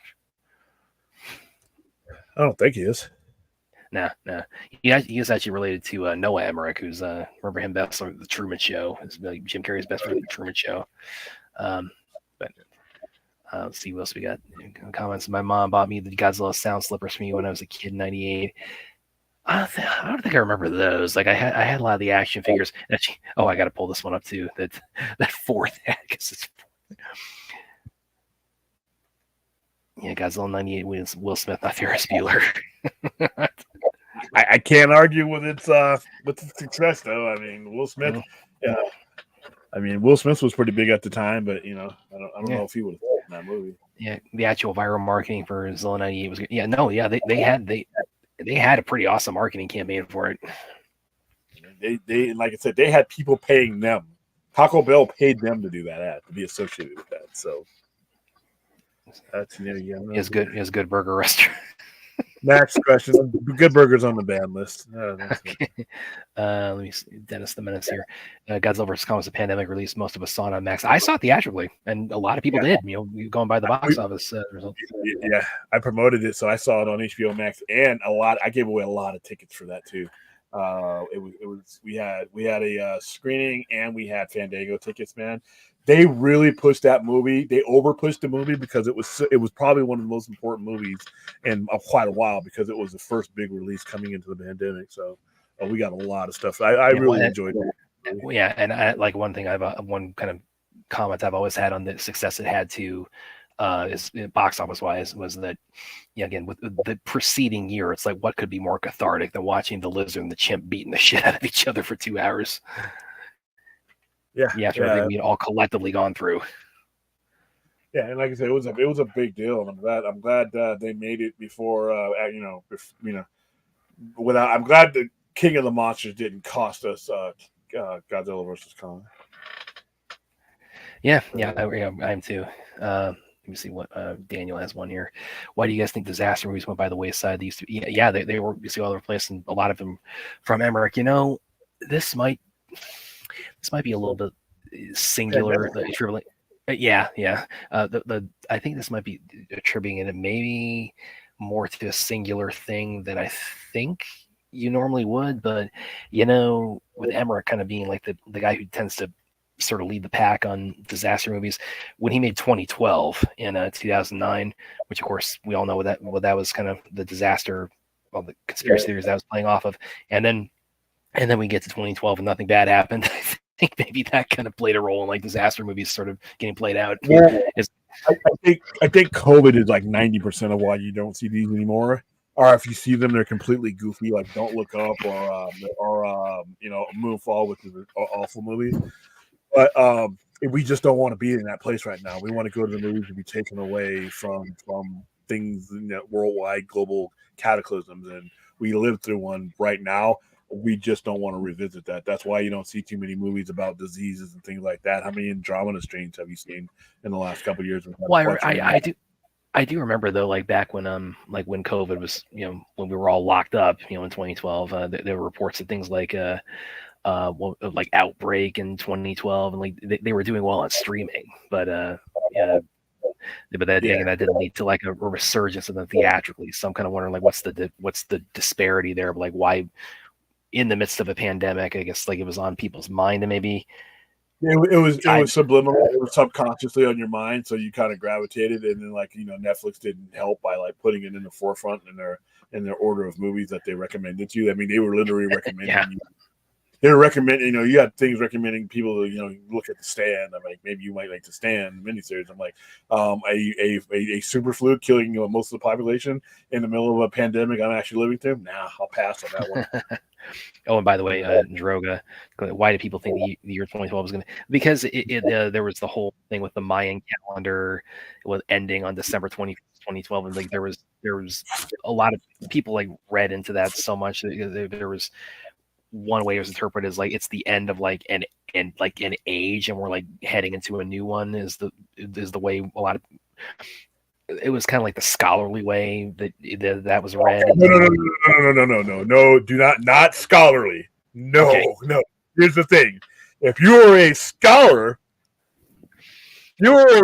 you'd be like, "Whoa, what was happening to the Mayans right around then?" "Oh, I know why they stopped making calendar. You were getting wiped out." That is true. Oh, I figured. But of course, then the fact that they didn't get their calendar ended at a point. There rose the theories that 2012. Yeah, yeah. So there rose the theory that that's when the world was going to end, and people were, a lot of people were shitting bricks about that badly. And Roland Emmerich cashed in on that with his movie about it, and he laughed all over the bank about it. And I'm like, you guys know what happened to the Mayans, right? We all I was in 6th grade. You all know what ended the Mayan society. I mean, for the most part, I mean, they were kind of being wiped out. That's kind of like me in my putting an entry in my diary, as an asteroid is hitting the Earth. I think if you ever found it, it's probably going to end on the day that the asteroid gets to you. So, okay. Yeah, that is a very good point. But Ruth here, Wayne Brad got to ask, would you be Team Godzilla or Kong? And ask in the chat the same question. Well, if I'm a human when the cities are fighting, I'm just team blown both away. But I mean, in terms of like when I was like watching the movie, I mean, I put it this way: it's like I pumped my fist in the air when Godzilla won that fight. To answer that question, so I should tell you, which team I was on as far as like which of the monsters I was kind of most cheering for in that fight. But yeah, to your point, you were more Kong. I'm Kong because he's probably going to be able to come out. He's probably, given certain apparatuses, he's probably going to be able to outthink the situation more than the Lizard's going to. The Lizard's just there to destroy. And that's all Godzilla wants to do is fight and destroy. Whereas Godzilla was more docile. He was territorial, but as long as you didn't enter his territory, he would rather avoid you. Godzilla's like, fuck it, I'm going to go swim halfway across the world. And I don't know why. I'm just drawn to fighting. And that's all he really wants to do is fight, and that's what that's what the MonsterVerse version of him. And actually, the -1, there's no reason for him to come up and do that. -1. It's like he's got no regard for anyone or anything. It's like he comes ashore. It's like, get out of my way because the city is not going to be standing by the time I leave, and it's not. They didn't. They cut out the scene. One of the voiceovers. Or not voiceovers, one of the things where the Godzilla will never forgive us, and they never say what for, even though it's kind of implied that the nuclear test and everything else will wake him up, and another one mutates him, so that's why he hates mankind. It also goes a little bit more into it. It doesn't get into Godzilla's head big time, but it does go a little bit more into. It gets a little bit more in depth as far as his creation and his mutation is kind of the way to put it. Yeah, because when you see him in the beginning of the movie, that's only a couple of years. Because the movie starts out at the end of the war. And when you see Godzilla again, it's after they rebuilt. So it's 2 years after. I mean, it's Chris Evans before and after the super soldier serum. I mean, that. So he's basically been feeding off radiation. And remember, they said the fish rise to the top because that's all the radiation. He's basically an indestructible force. You can't really kill him. And for those of you who've seen -1, it almost sucks to even try. I mean, that effort, they put in a whole lot of effort to trying to take this thing out. And when you see what happens, what you think that he's taken out, you're like, oh shit. But like I said, and then once he does what he does, and he's looking at them, and something happens that saves their asses, obviously because they make it through the movie. But yeah, it's he's just a force of destruction. Like I said, just that I had never seen a Godzilla movie where that particular thing happened. I mean, I've seen it all in Godzilla movies, but when he did that, I'm like, oh shit, you guys need to leave. I'm not talking about you guys need to leave the scene. You need to leave Japan, because if you got something like that out there and you can't kill it, and it's just going to keep getting bigger as you try to kill it, it's time to go. Yeah, like what's he going to come back at? Looking like next time is I'm doing. Chappie, what's sad about Independence Day 2 was it was intended to be 2 parts. And they had a script ready, but since Will Smith wanted a whole lot of money and Fox wouldn't give it to him, got a rewrite, and I think he has this led in. That was the second one. This is a lead into it. I saw Independence Day Resurgence in theater. When it was over, everyone was let down. My grandpa was pissed off because he was around when the first Independence Day came out, and then he saw. That was a real. The whole tagline of. The whole tagline they had of we had 20 years to prepare, and so did they. It's like you see it. It's like, yeah, we waited 20 years for this. Yeah. The fact that the one monster left before the other one, the other alien got there. So that was stupid. You know, their kids and they wasted it because they had everybody's alive. Here's the thing: if Will Smith wanted more money, you pay more money, because you see why you needed to pay Will Smith. And what they do with him with a Hillard, and the explanation is it's total bullshit. It's such a slap in the face, really, when they say, "Oh yeah, he was testing out when we were we were augmenting all of our technology, and he was testing out like one of the new planes we've designed with the alien technology, and he crashed off screen." It's like, what the hell? Come on.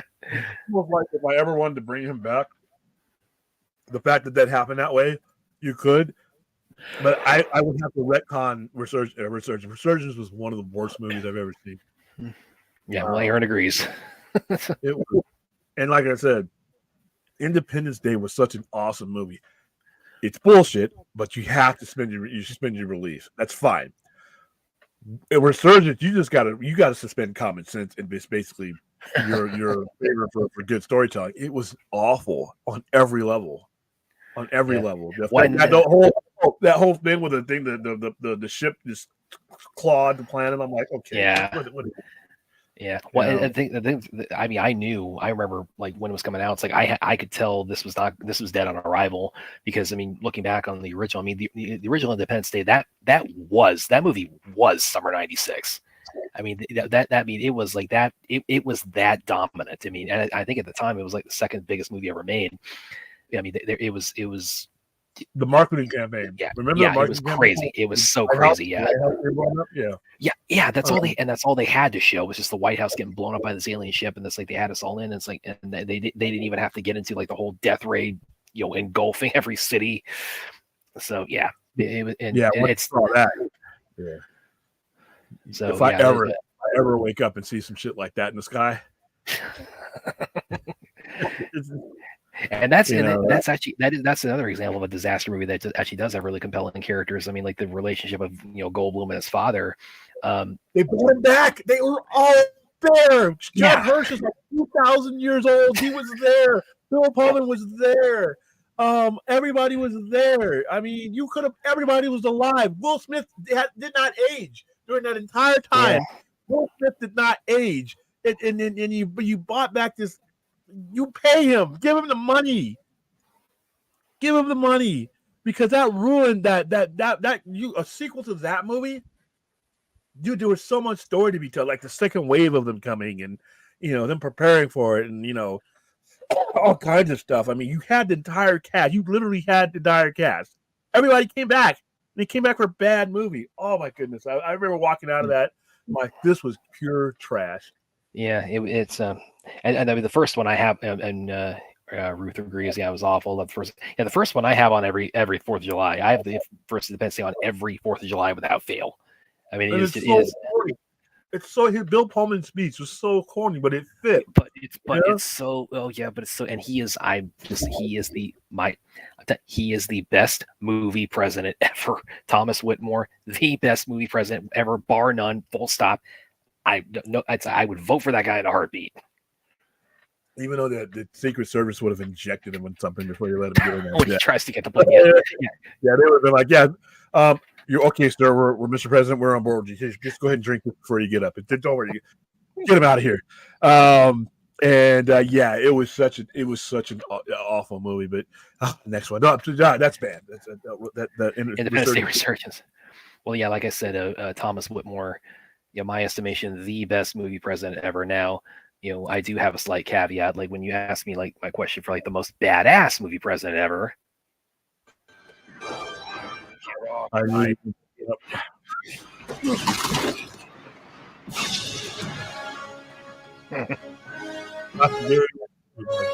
Oldman can play anything. Second, Gary Oldman can play any character you want him to. Yeah. Oh, I remember. I think that was the first movie I ever saw him, and I actually thought he. Sorry. Oh, I thought he was Russian when I first saw Air Force One. The Professional. You got to go see The Professional. With Natalie Portman. Yeah. Natalie Portman's first movie. Oh man. Yeah. You gotta go see The Professional. He's in that, and that's where I first saw him in 1994. I interviewed him last year actually for the show. I can never remember the name. It's it'll come. But that was a real there was a real privilege to speak to him because he's you obviously really love him as Commissioner Gordon. Williams, thoughts on the Dark Knight trilogy aside. I thought he was good in it. I just, like I said, the movie. I thought the interaction with Gordon and him were the best things, especially that was the best thing about Dark Knight Rises, because Dark Knight Rises is a really bad movie, but I love the interaction with him, especially after having been away so long, So yeah, I Gary Oldman doesn't have a bad performance. You find me even Fifth Element, which ironically a lot of people think should be my favorite movie of my time, isn't. I just don't like it. I think it's too wild, it's too crazy, but I understand where it is, and Gary Oldman is great in that, So yeah, Slow Horses. That's the show. That's what I interviewed him for last year with Slow Horses. So it always slips my mind every time. I don't know why that is, but yeah, going back to Independence Day, Bill Pullman, Thomas. Just that speech. It's like, yeah, you're right. It's corny, but it just gets me every time. The whole movie is corny, but it just works. It works. Yeah, I don't know what they were doing that second one. Next one, I don't want to. Well, actually, real quick before it's the band topic, and whoever else the controversy and replacing May went with someone else because she's the president's daughter in Independence Day, and they replaced her in Resurgence. But good thing, I agree. It's like that's not something you need to lose any sleep over. It's that losing Will Smith is what you needed to lose sleep over. Yeah. Independence Day really launched it. Yeah, it did. Yeah, and it was back for she's. Judd Hirsch, they dug Judd Hirsch out of the whatever he was at because he hadn't done anything prior to that. I love this character. He's like remember when they all start praying and then he starts doing the Jewish prayer. He's like, I'm not Jewish. Like, nobody's perfect. We're not Jewish right now. I love that part, man. I love Judd Hirsch. I mean, you don't think they spent $30,000 on a hammer, $50,000 on a toilet seat, do you? Yeah, good. And the interaction between him and Jeff Goldblum was always perfect. You punched the president? Yeah. Because of the whole girlfriend. What was her name? That movie was classic. You could have done. And that's the thing. Like people are like, well, you don't need a sequel to this. That hurt sequels. But Blade Runner 2049 next year came out. Probably, in my opinion, one of the greatest sequels ever made. Yeah. And I'm biased, obviously, but here's a good one from Chappie. This is a real. Chappie, you come on here trying to defend surgeons. He's not. He's not. But which is where Speed 2 or Independence Day Resurgence. That's a tough one. No, it's easy. It's easy. I had no expectations for Speed 2. No expectations for Speed. Speed was a good movie, but it wasn't that movie. Independence Day was iconic. It was part of pop culture.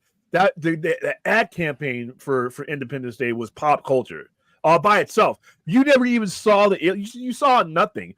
All you needed to see was the White House getting destroyed.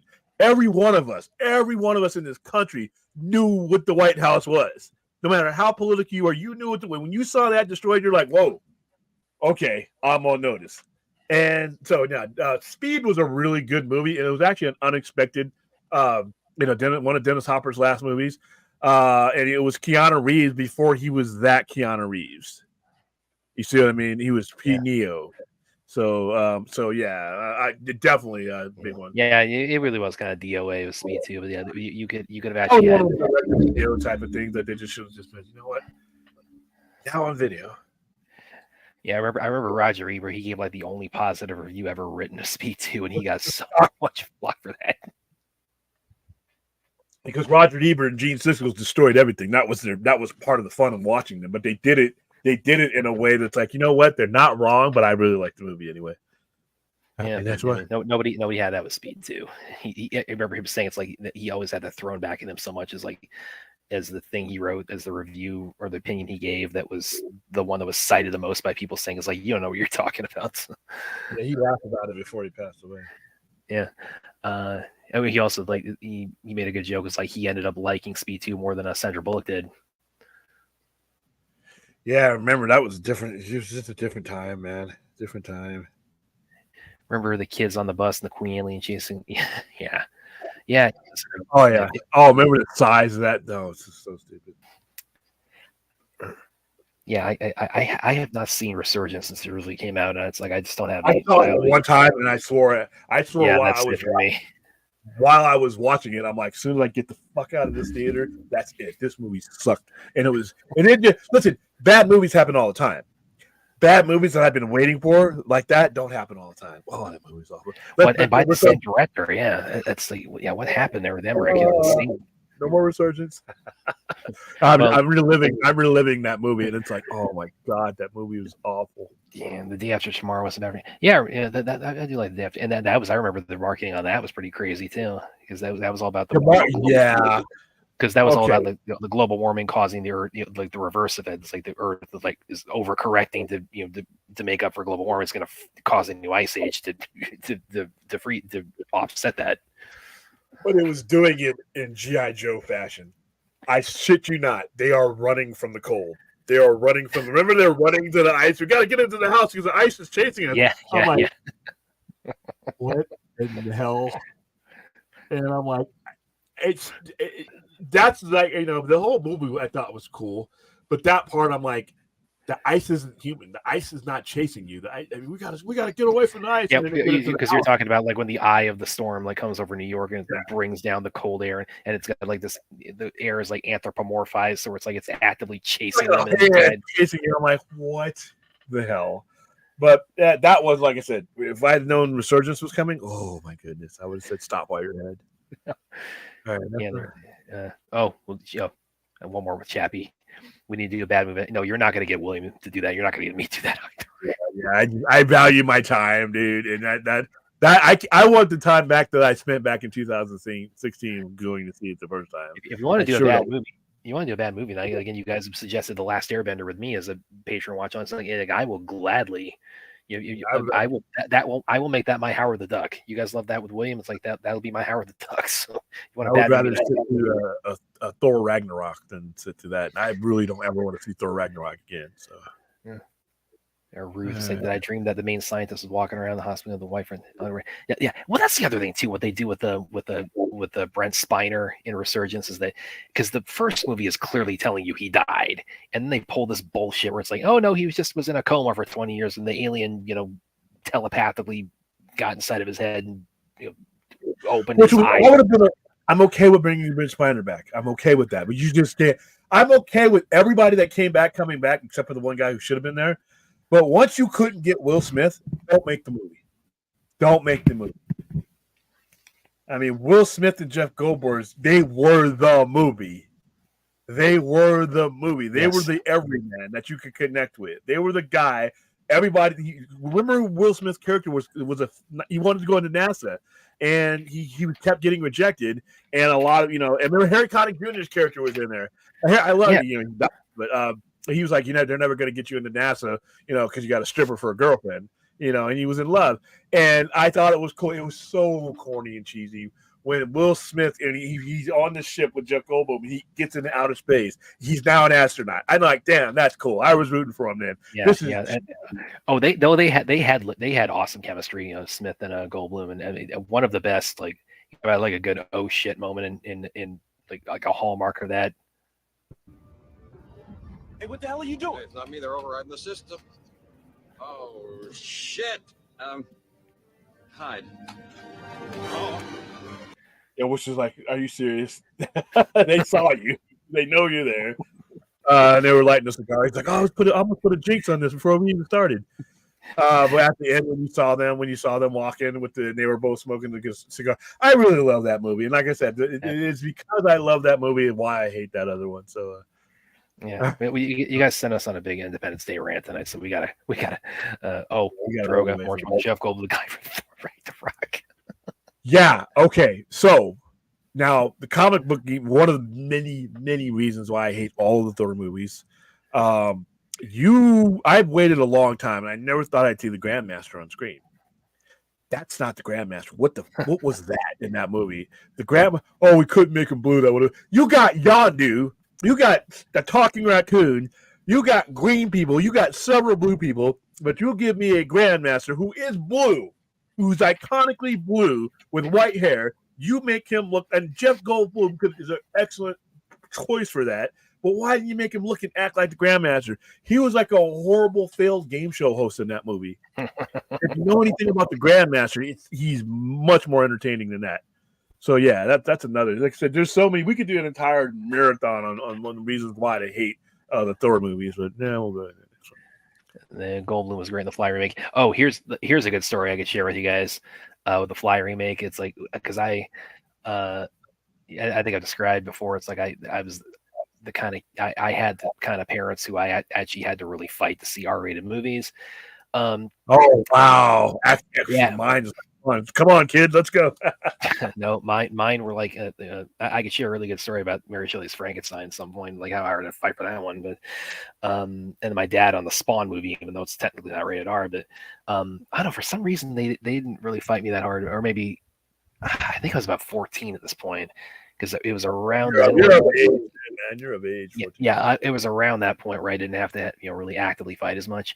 So I was pretty much starting to see whatever I wanted at that point.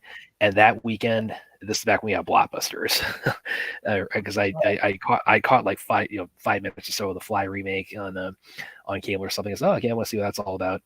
I rented that weekend. We read like 2 movies or something like that. That weekend, I rented The Fly and Edward Scissorhands that weekend. Fly was one of the very few movies that actually made me queasy while I was watching it. It was so mad. I mean, so the epitome of body horror. I'm like, oh my gosh! And towards the end there, where all that pus and shit's coming out of it, when he has his final transformation, but also, I mean, again, the end of it, and then also how Edward Scissorhands plays out. It's that was a real melancholy weekend.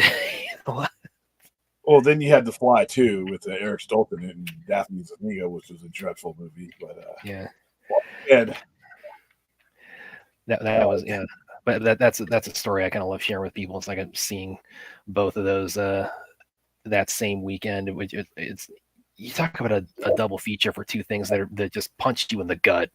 And at that age, for me, it's like you saw a Cronenberg movie and a Burton movie. Yeah, you just blew away half of your brain right there, because those are 2 definitely people. When I went back to school, that following Monday, going, I'm fine. That was torture porn. That was that era's torture porn. That was me. That Monday going back to school. Let's see what. Hold on. Yeah, it was below expectations, but they had dumb expectations. That's once again when people, we gotta be real careful when people say below expectations. Find out what the expectations were, because if you triple your profit and you bring in as much money as that movie did for the company, what the fuck were your expectations? What Godzilla movie did you have before that even remotely came close to that on any level? I hated the movie, but as far as math goes, I mean, what were your expectations? See, the first rule to expectations is don't set stupid ones. That we can't seem to get studio heads to not do that. That's why I think that certain person, who I'm not bringing up for another year, and the certain set of movies that he's going to do, is the biggest threat to his continuation is dumb expectations. Because if you think that certain movies are going to make these crazy things just because a certain name is on them, you're already losing. So $379 million, that's just what they made in the theater. They made more money on merchandising deals than they made in the movie. They made literally they totally walked away with the better part of $1 billion for that time, that area of time. And you couldn't figure out that even if I wasn't going to go see it, that you may need to capitalize. The cartoon was popular. I don't know, man. Dumb expectations. Math is hard. Yeah, math. Yeah. I don't know why. Listen, the people who fuck these things up are way smarter than me. They they took trigonometry, which I don't think the planet has any use for. Calculus and trigonometry. Those are the two things that if you eliminated them from the existence of time itself, nobody would be nothing. Life would go on. But you got these Ivy League guys that are running these companies. Their math has to be better than mine. I still take my shoes off to get to 10. So these guys literally had the best education in the world, and they come up with these guessings. I'm like, what? You thought that was going to make a lot of you agree with that? On what? Whatever. Next one. Fourth, Will Smith punched an alien's armor, not that. Yeah, and it goes. I mean, it just goes to show. It's like, it's corny, but it's the best kind of corny you could possibly get. I mean, just listen. Yeah, that was enough to knock it out, even though it crashed. And the armor absorbs the crash and allowed the creature to live. Here's the thing about it. Remember how big that's what I call close encounters. All right, so remember each one of those ships was almost the size of a city. The ones that detached from, there was a larger one that thing attached from. Yeah, that was like so the size of a quarter of the moon. Yeah, quarter of the moon. If that blows up in your moon's atmosphere, we're all dead. If that size blows up, and the chunks and shit that it blew up into, all those irradiated pieces hitting us, and all that, all that just constantly rolling into the atmosphere. It's basically like the Ewoks at the end of Return of the Jedi. The Ewoks are dead. When something the size of the Death Star blows up, if you can see it, if you can look up in the sky like they could and see the Death Star, if something like that blows up, you're dead. There's just nothing but a bunch of burnt fur. Oh, by the way, they were cannibals too. That's another thing. 36 miles in diameter. Yeah. Well, like the way I describe Emmerich, disaster. It's light on the science, heavy on the fictions. Well, Lucas was too, because Lucas never really said that he was a scientist, because, like I said, does anybody realize that the Ewoks probably ate all those stormtroopers?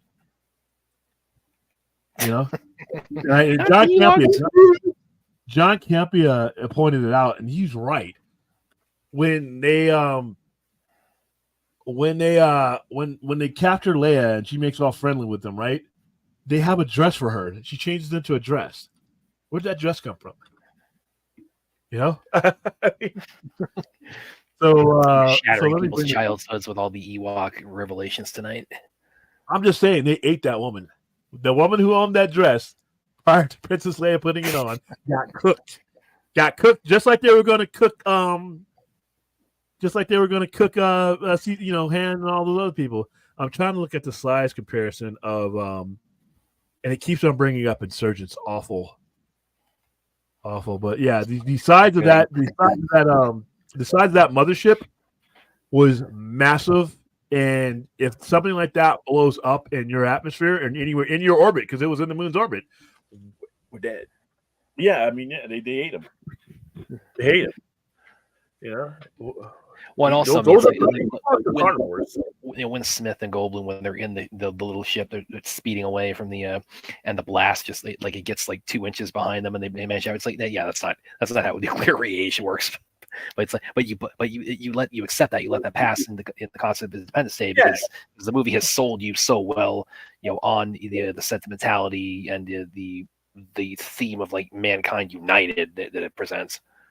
Exactly. So you let all the bullshit go, but like I said, when you realize that several of those ships detached, remember when you see them coming through the atmosphere and how big they were, and then you realize that there were 6 other ones that detached from a much larger ship, and that's what they blew up. That's what Jeff Goldblum and Will Smith blew up. I mean, all that debris going into that atmosphere, that is not a happy ending. But I loved it though, you know. And like I said, next one. Okay.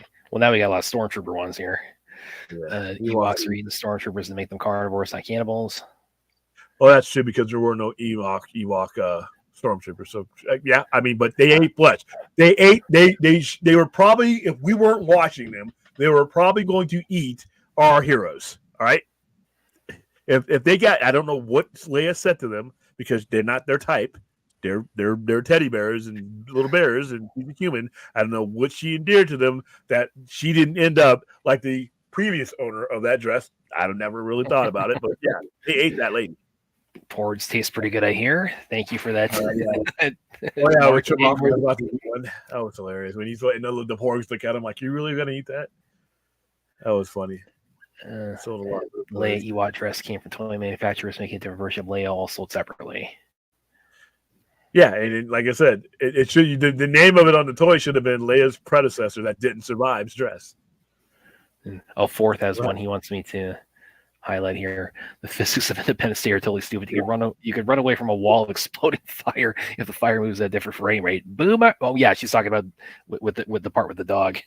And yeah, it's like I know that's not how fireworks. I don't care though because I love the dog escaping. Oh, yeah, the dog jumping on Marine Run. Yeah, but the one thing that was cool was when the saucers entered the planet and the re-entry, all the fire around that was cool. That was probably how that would work. That was also something you're talking about. Also, like something being in our orbit that size and if it exploded, what that would do to us. But also, it's like something that size getting that close to us. If it's like you're talking, I mean, they're not even going to have to like blow up cities or anything because the tidal waves that would cause would be. The tidal waves because it was literally a quarter of the moon. So it was that was. But like I said, we were good with it. I would have been good with more cheesy bullshit like that if you'd have just made a better movie than Resurgence. All right, next one. See how slow the explosion is. I was thinking, because I think that like when it sets off. There's the other. This is actually probably a little bit truer. This is like physics, but like when you have like the part where like the friend of Vivica Fox, where she goes up like, oh yeah, it's like I'm gonna go up there and hang up the sign. It's like, and you know all those other idiots out there. I mean, I would have at least, even if I thought there was going to be something good coming out of it, I would have at least hedged my bet a little bit. It's like, I'm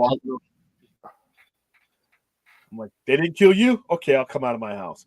I remember that because I was living in LA at the time, and that was the first interstate building. That's 777 downtown Figueroa Avenue. That's where that is. It's the largest building in LA, where they were standing on it, and that's one of the buildings they destroyed. They just took all kinds of iconography and just blow it up, and it made the movie like wow, because I could connect to all that. I could connect to the White House. You know, it's like wow. I mean, and they did the same thing with like the Chrysler Building in New York. I mean, they got us to relate to the scenario and the characters because of the idea of like everything that all these iconic structures, everything that mankind has spent so much effort and so much time building. It's like all of it just be wiped out just so quickly like that. I mean, that's how they got us in it because it's just such a horrifying idea.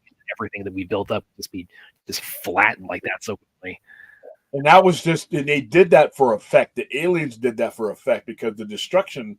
That part of the destruction was like minuscule. It's what those rays did beyond the destruction of those buildings. They just basically was like a nuclear weapon, but it spread fire. Remember, they had to run from the fire and they had to get into get into that tunnel where Vivica Fox character was in that freeway tunnel.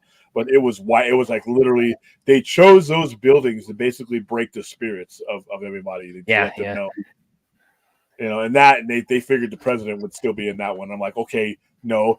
By the way, another thing of bullshit in that movie, they're not waiting to get the president out of there.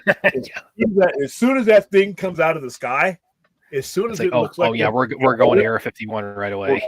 We're going to 51. We're going to a bunker. As soon as they said, Mr. President, they seem to be headed for planet Earth. Protocol, you're getting the president. Every world leader in the world is going to go to their special place, their nuclear place. So it all goes down. Yeah, there's a lot of things that Whitmore does. Like he has probably more autonomy as a president than any other movie president ever has. Where he's like, yeah, I'm going to stay in DC and keep keep people calm, and also we're short on pilots, so I got military experience, so I'm going to take off with them. And no, that's would But never happen. we have Air Force One, and you could effectively run the country from Air Force One. You know that, right? Just get on the plane, sir. All right. You guys got us in such an Independence Day kick tonight. Jets fly like X-wings. Yeah, they do. Right. And at that altitude, that they were at an altitude. Remember, those ships are way the hell up there. And at that altitude, and with something that big in your space, you're gonna have all kinds of. But like I said, it was okay. It was still okay. Yeah. But there's another. I remember I did an article about this about 2 years ago, where I talked about this is something that always really stayed with me is when they after the first attack, the first wave of the ships blowing up cities, and it cuts to July 3rd. It shows in New York City ruins, and you can see the sun is coming up, and their laser cannons just closing up, and that was kind of stood out to me. It's like, well, why are they just now shutting it up at this point? And I had this theory. It's like, well, maybe they did the initial blast, to as you said, they pick the biggest landmark they can to break our spirit, and then they wipe out as many people as they can. But then I had this theory, maybe they had a second blast, they did to take out survivors, and that's why they're just now shutting up in New York. Yeah, because I remember their whole point is they scoured the universe for resources. They were basically going to strip our planet clean of its resources. So yeah. All right, next one. Oh well, this I think we can agree on. Randy Quaid is the ultimate pilot. Yeah. Oh, that death scene, that heroic sacrifice death scene. That's especially with how much he's all the mockery he has to go through. It's he's been kidnapped. Did the aliens do any sexual things that you can recall? Everything that he had to go through for that. That his kids, his kids think he's the loser, yeah, and then he redeems himself to his son. Yeah. He ends up being the hero. I thought that was cool. Like I said, I love Independence Day. I love Independence Day. I did not like. Yeah, the physics are total bullshit, but it does not matter in this case. Just enjoyed the movie on that one. All right, what's the next one? We probably got about 6 minutes before I go get my food.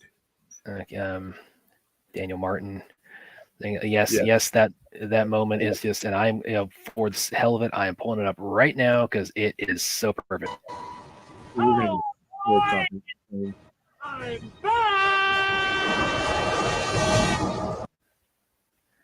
Talk about a hero's death. Yeah, it was how he got that up there with the radiation from the rays is already coming down. There's no way he's going to be able to control that ship and go up there that steep decline. But I didn't care. I was like, this is fucking cool. And then he blows them all up, and then that's they lose their shielding. Or they had lost their shielding with the other ship, and it was just even without the shielding, they were having a hard time getting in. But once he figured that out, obviously an easy way to destroy them, like the Death Star, just put it right down the trench, So, but I really enjoyed that movie. So, Australia, we have Pine Gap. That's our 51. Oh, okay, so they got aliens there too. Well, they have the Outback. That's where all the aliens are. Okay, yeah. And Daniel Martin says I should make that my drop when I come on it. Yeah. And Clint had best TV president is the President Comancho Idiocracy. I don't think I have seen that, unfortunately. Neither have I. Yeah. So, Mighty Rex, another good one here. Defeated by a computer virus. Yeah, the whole. Our victory over our alien invaders boils down to this cable repairman. Admittedly, an MIT grad, but still a cable guy with a laptop who puts a virus in there. But again, it just works because of what they establish, how it invests you in what's going. How much it wraps it into the feelings of patriotism that come with Independence Day. We come with the 4th of July. It's they package it so perfectly. It's that's why we can let things all the bogus science just slide on it because it doesn't matter. Your honor, and that's what Roland Emmerich is. Roland Emmerich is at his best.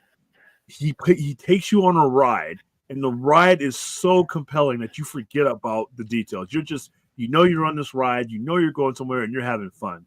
When he's at his best, that's what he does. That's why you can look at his movies at the 3rd or 4th or 5th watching and be like, okay, that was horse shit. But at the time you're watching it, it wasn't, because he got you. He got you on this ride. And he just said, hold on, you're going to go wherever I take you. And you were willing. and that's when when he's at his best, that's what he does. So I enjoyed it. I look back on Independence Day fondly. Yeah, and aliens were prepared for a ground invasion too. Yeah, that would have been a much better idea for Resurgence. It's like because that's something to mention off screens, like the after we took out all their ships, that there were survivors of the crashes that were engaging guerrilla warfare in different territories. It's like I want to see that Independence Day sequel. Well, and then like I said, I was okay with another wave coming, but I just wasn't the one that came, which is fucking stupid. It was just so. And when that ship clamped down on the Earth, I'm like. I was almost about to get the hell out of the theater then. I almost said, I'm leaving. There's so much to go here. The fact that the aliens would strategize, because again they're invading to strip every planet of its resources, but it's like the fact that they would try that, they would understand that they would just crack the Earth like a walnut if they did that. Well, that, and why would they even? They weren't. Were they coming back for revenge? If that one was sent before, then why? I don't know. It's just stupid. No more research. Let's see what else we got there. Well, is he a banned topic yet, Lobo? Yeah. Okay. Because Lobo, dude, if you're talking about one of the main reasons why James Gunn and DCU is banned is because it's so far away. You're talking about if the 2-year point is too far away for me, Lobo's even further down, unless they put him in Superman Legacy, but even still, same category. He's just so A, and I hate the character, but B, even if it was a character I like, it's just so far away right now. We are going to talk ourselves into hating each other. We're going to do exactly the same thing that the clowns did with BBS. There was too much time to talk about that, and eventually we talked ourselves into circles, and a lot of people talked themselves out of seeing the movie. So I don't want to do that. It's too far away right now. There's no real news happening. I don't know who David Cornswet is prior to him being cast. I know who Rachel Brosnahan is, but I'm never going to watch any of her stuff other than this. All the others, who is this person that they just got? I don't know who these people are. They're not in movies that I see. So you announcing casting members doesn't do anything for. I don't know who these people are. So that's not going to move the needle for me. Like I said, it's Aquaman. Like the stuff I want to see from DCU is so far away. When you realize that Legacy is 2 years away, just under 2 years away, you realize that that's the first phase. These other things take place later in that phase. Later, and I'm like, well, shit, I'll be 90. Fuck it. So yeah. So Lobo's banned. Yep. Yeah. Okay. The alien design is iconic, but now you talk about Independence Day? Yeah, it was almost like a War of the Worlds type alien, but they really didn't utilize them. They were in their ships and their armor for the most part. Yeah. The second one was they didn't utilize it at all. This one is for Ruth. The UK's Area 51 is RAF. So how many military top secret locations are they hiding aliens right around the world right now? Every major country that has a major population point that an alien will want to study and crash. Probably one in Russia. Probably one in China. Yeah, that makes sense. Deadpool banned too. Yep. Okay. Well, Deadpool. I will. Like I said, I'm not going to go see that in movies, and that's because I didn't see any of the previous Deadpools in the movies. But at least Deadpool is coming out sooner or later. That's actually a conversation piece because it's literally coming out in a few months. Or and love it. I mean, wherever you stand on the character, it is going to have huge atmosphere Wolverine. So that does, it make it a conversation starter. Yeah, I'm afraid about that Wolverine, but yeah. Droga like says I was. There's going to be people, yeah. Well, that and the fact that it's not the last Wolverine I want to remember was Logan, but I'm not, like I said, the concept of Deadpool just kind of was like, it's like I never liked it. I thought the movies were stupid, but you know what? I've never really stepped on anybody who liked them. If you're entertained by Deadpool, congratulations. I just thought the entire concept from creation was dumb, and I've never changed my mind about that. You're born in Pine. See now, Droga. So you can come on and actually spill the beans on what's going on in Pine Gap, and because we already had the guy coming to the Capitol hearing this past July, I think it was, and said, yeah, we got alien. So yeah, you can come on and just validate all of us who've been knew that there were aliens there. There's been just, that was such a great. To see that, there's so many of us who were watching that guy, testify. Just were like, I've been saying it for 10 damn years. Ain't I been saying it, Miguel? Huh? I've been saying it. You're going to get us copyright annihilated, dude. There's not going to be any show tomorrow. It's just going to be the little gray screen that they give you. It says user has violated several copyrights. Sorry about that. Get Emmerich and Dean Devlin this. They know how to hit those emotional hearts. Yeah, they do. They really do. Yeah, I mean, yeah, definitely. But again, I think they just the apex of them doing that really is in Independence Day. Yep. This is interesting. Rumor Daphne Keene X-23 son. I did want to see more of her after Logan. So it's like I would welcome the news of her returning. I remember actually the way it ended with the kids, all the mutant kids burying Wolverine. They're all kind of going off on their own. I thought that was going to be a lead into New Mutants. I mean, that just made so much sense for like a New Mutant setup. Yeah, but I don't know if that's going to happen. Unfortunately, I don't know the Daphne Keene. The character that I like was in a movie that I liked. I don't know if I'm going to necessarily like this character or any of those characters in this setting, but I give it a shot. I mean, on Disney Plus. So, thoughts on Waterworld? Big, yeah. That's yeah. They definitely, like, it was like 175, which was in 95. That was just like financially suicidal. But it's. I love the rumor about the conspiracies about the money laundering. It was just basically a money laundering part. Well, it did eventually turn them a profit. I mean, it took them like 10 years to do it with like cable deals and home video and things like that. But I like Waterworld, and there's of course there's talk of a TV series kind of continuation, which I would love to see because I'm a big fan of post-apocalyptic. You're not for that? No, listen. If I can't get a Mindhunter season 3, I don't want any stupid shit. You do not give me TV shows off of money laundering failure movies. If you can't give me the stuff that I actually want to see, and you're gonna give me no, banned. Okay. Let's see.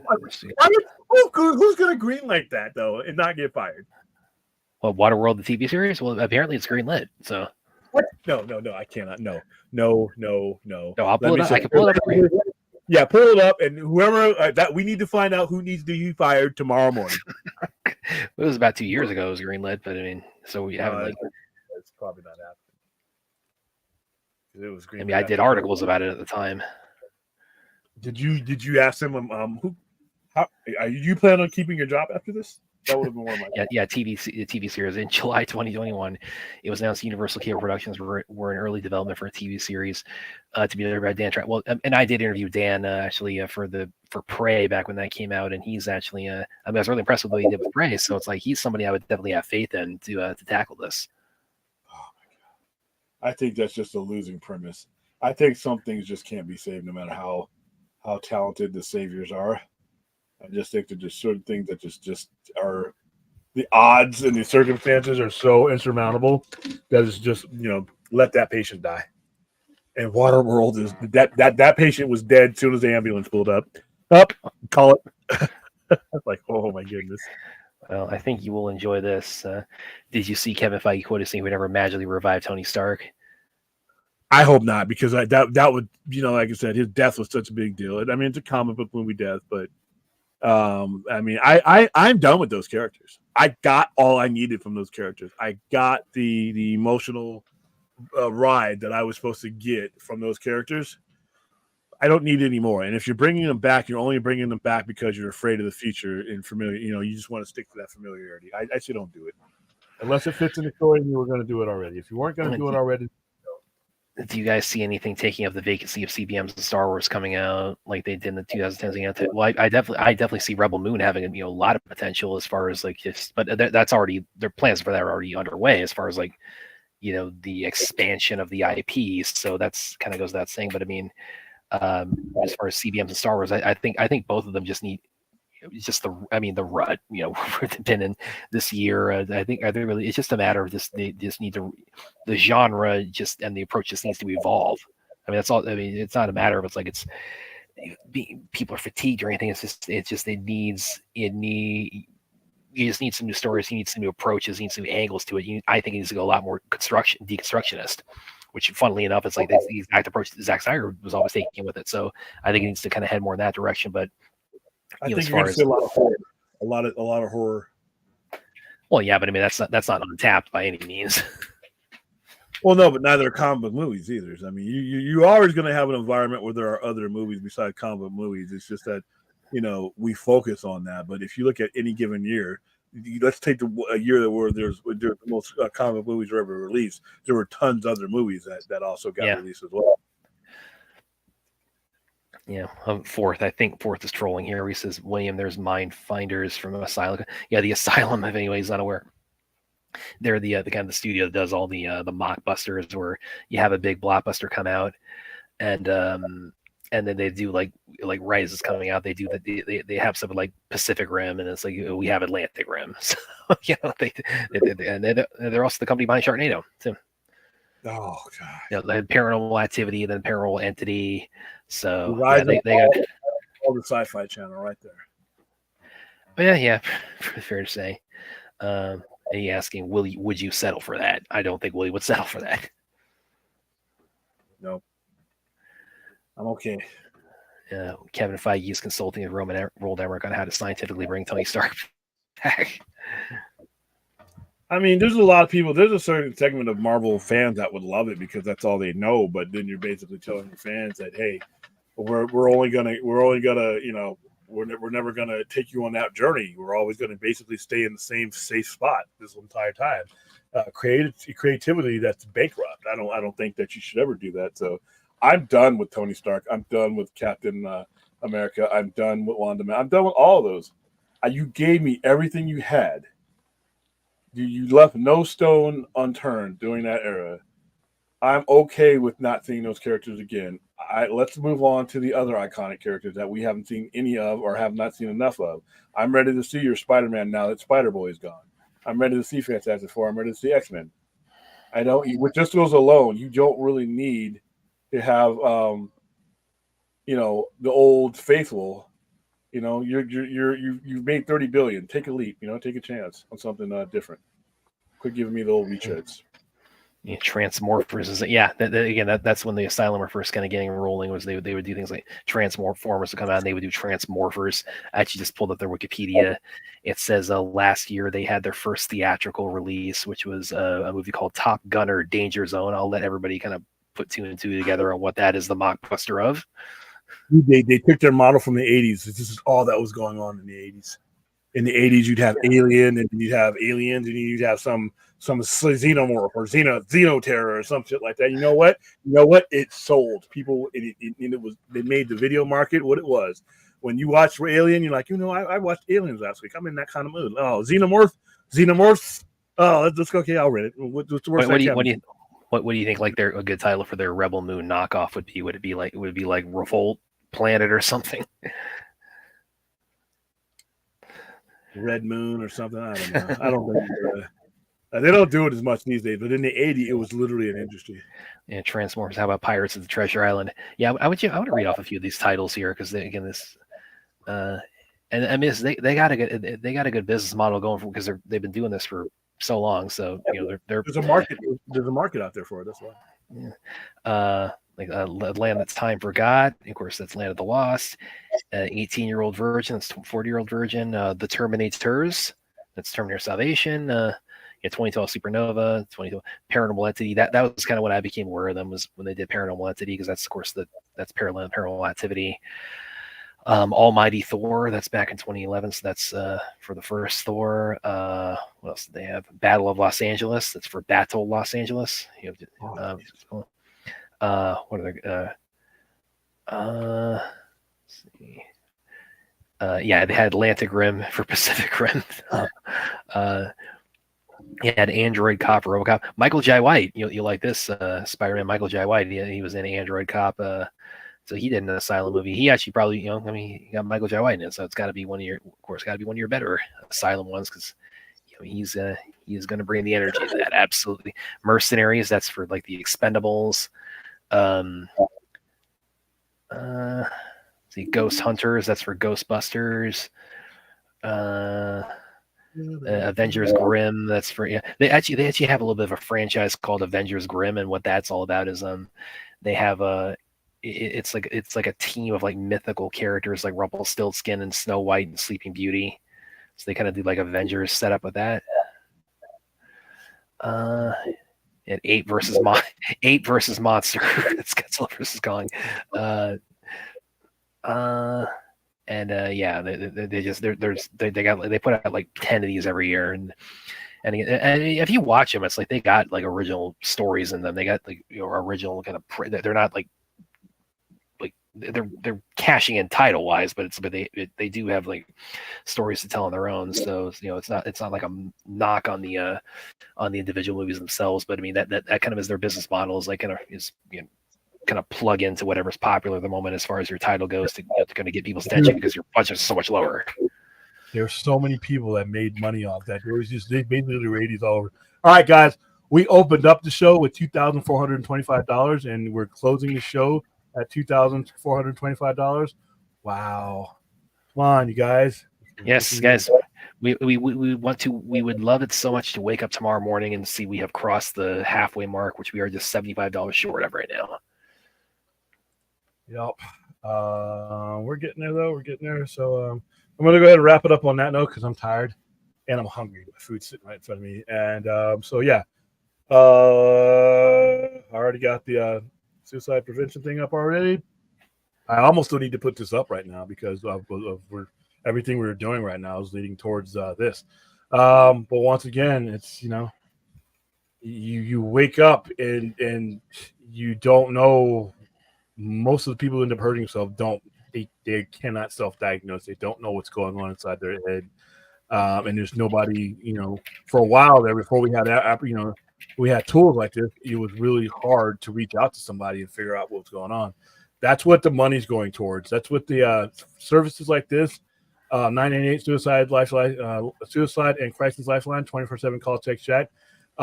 Even though it's a free service, it costs somebody to get there, maybe stipend, gas money, the research that goes into it, the websites, the web design, all that stuff, everything that goes into this effort costs money, but mainly it's the research. There is no disease out there right now that has not been made a little bit more livable with research. And suicide and mental illness is the same thing. So use those tools if you need to, but also help make these tools better by donating to our Rebel Moon Lifeline and Awareness event. All right, Brad. Great. Last words, sir? Yeah, you guys can you can find me on Twitter and Vero. You can find of course me someone on Facebook. And of course, you can find my work and my writing on Kung Fu Kingdom and on Screen Rant. And you can find me here on the Sci-Fi Center. Of course, as we promote Rebel Moon, we're now about 18 days out from both the movie's release and for our charity event watch party for it. So we're closing in on that halfway mark for our $5,000 goal. And again, just we appreciate everybody's generosity so far, but let's just keep chugging along to get to that. I love it so much. We beat that, the 5K mark before we get there, and then just really blow past that even more to the event. We actually have the watch party, have guests on, and just funnel as much as we possibly can to the FSP. All right, guys, and you can find me just anywhere. You just Google the Sci-Fi Center. I'm bound to pop up in some shape or form, cartoon-wise or otherwise. Don't know if I'm going to stream tomorrow, because probably there's nothing going on, but I would definitely see you guys on Tuesday. And like I said, keep a lookout on our community page and our Patreon page to find out when I'm going to reschedule a lot of the stuff that I could not do on Saturday. All right, guys, you have a good night, good morning, and good start to your week. Later, guys.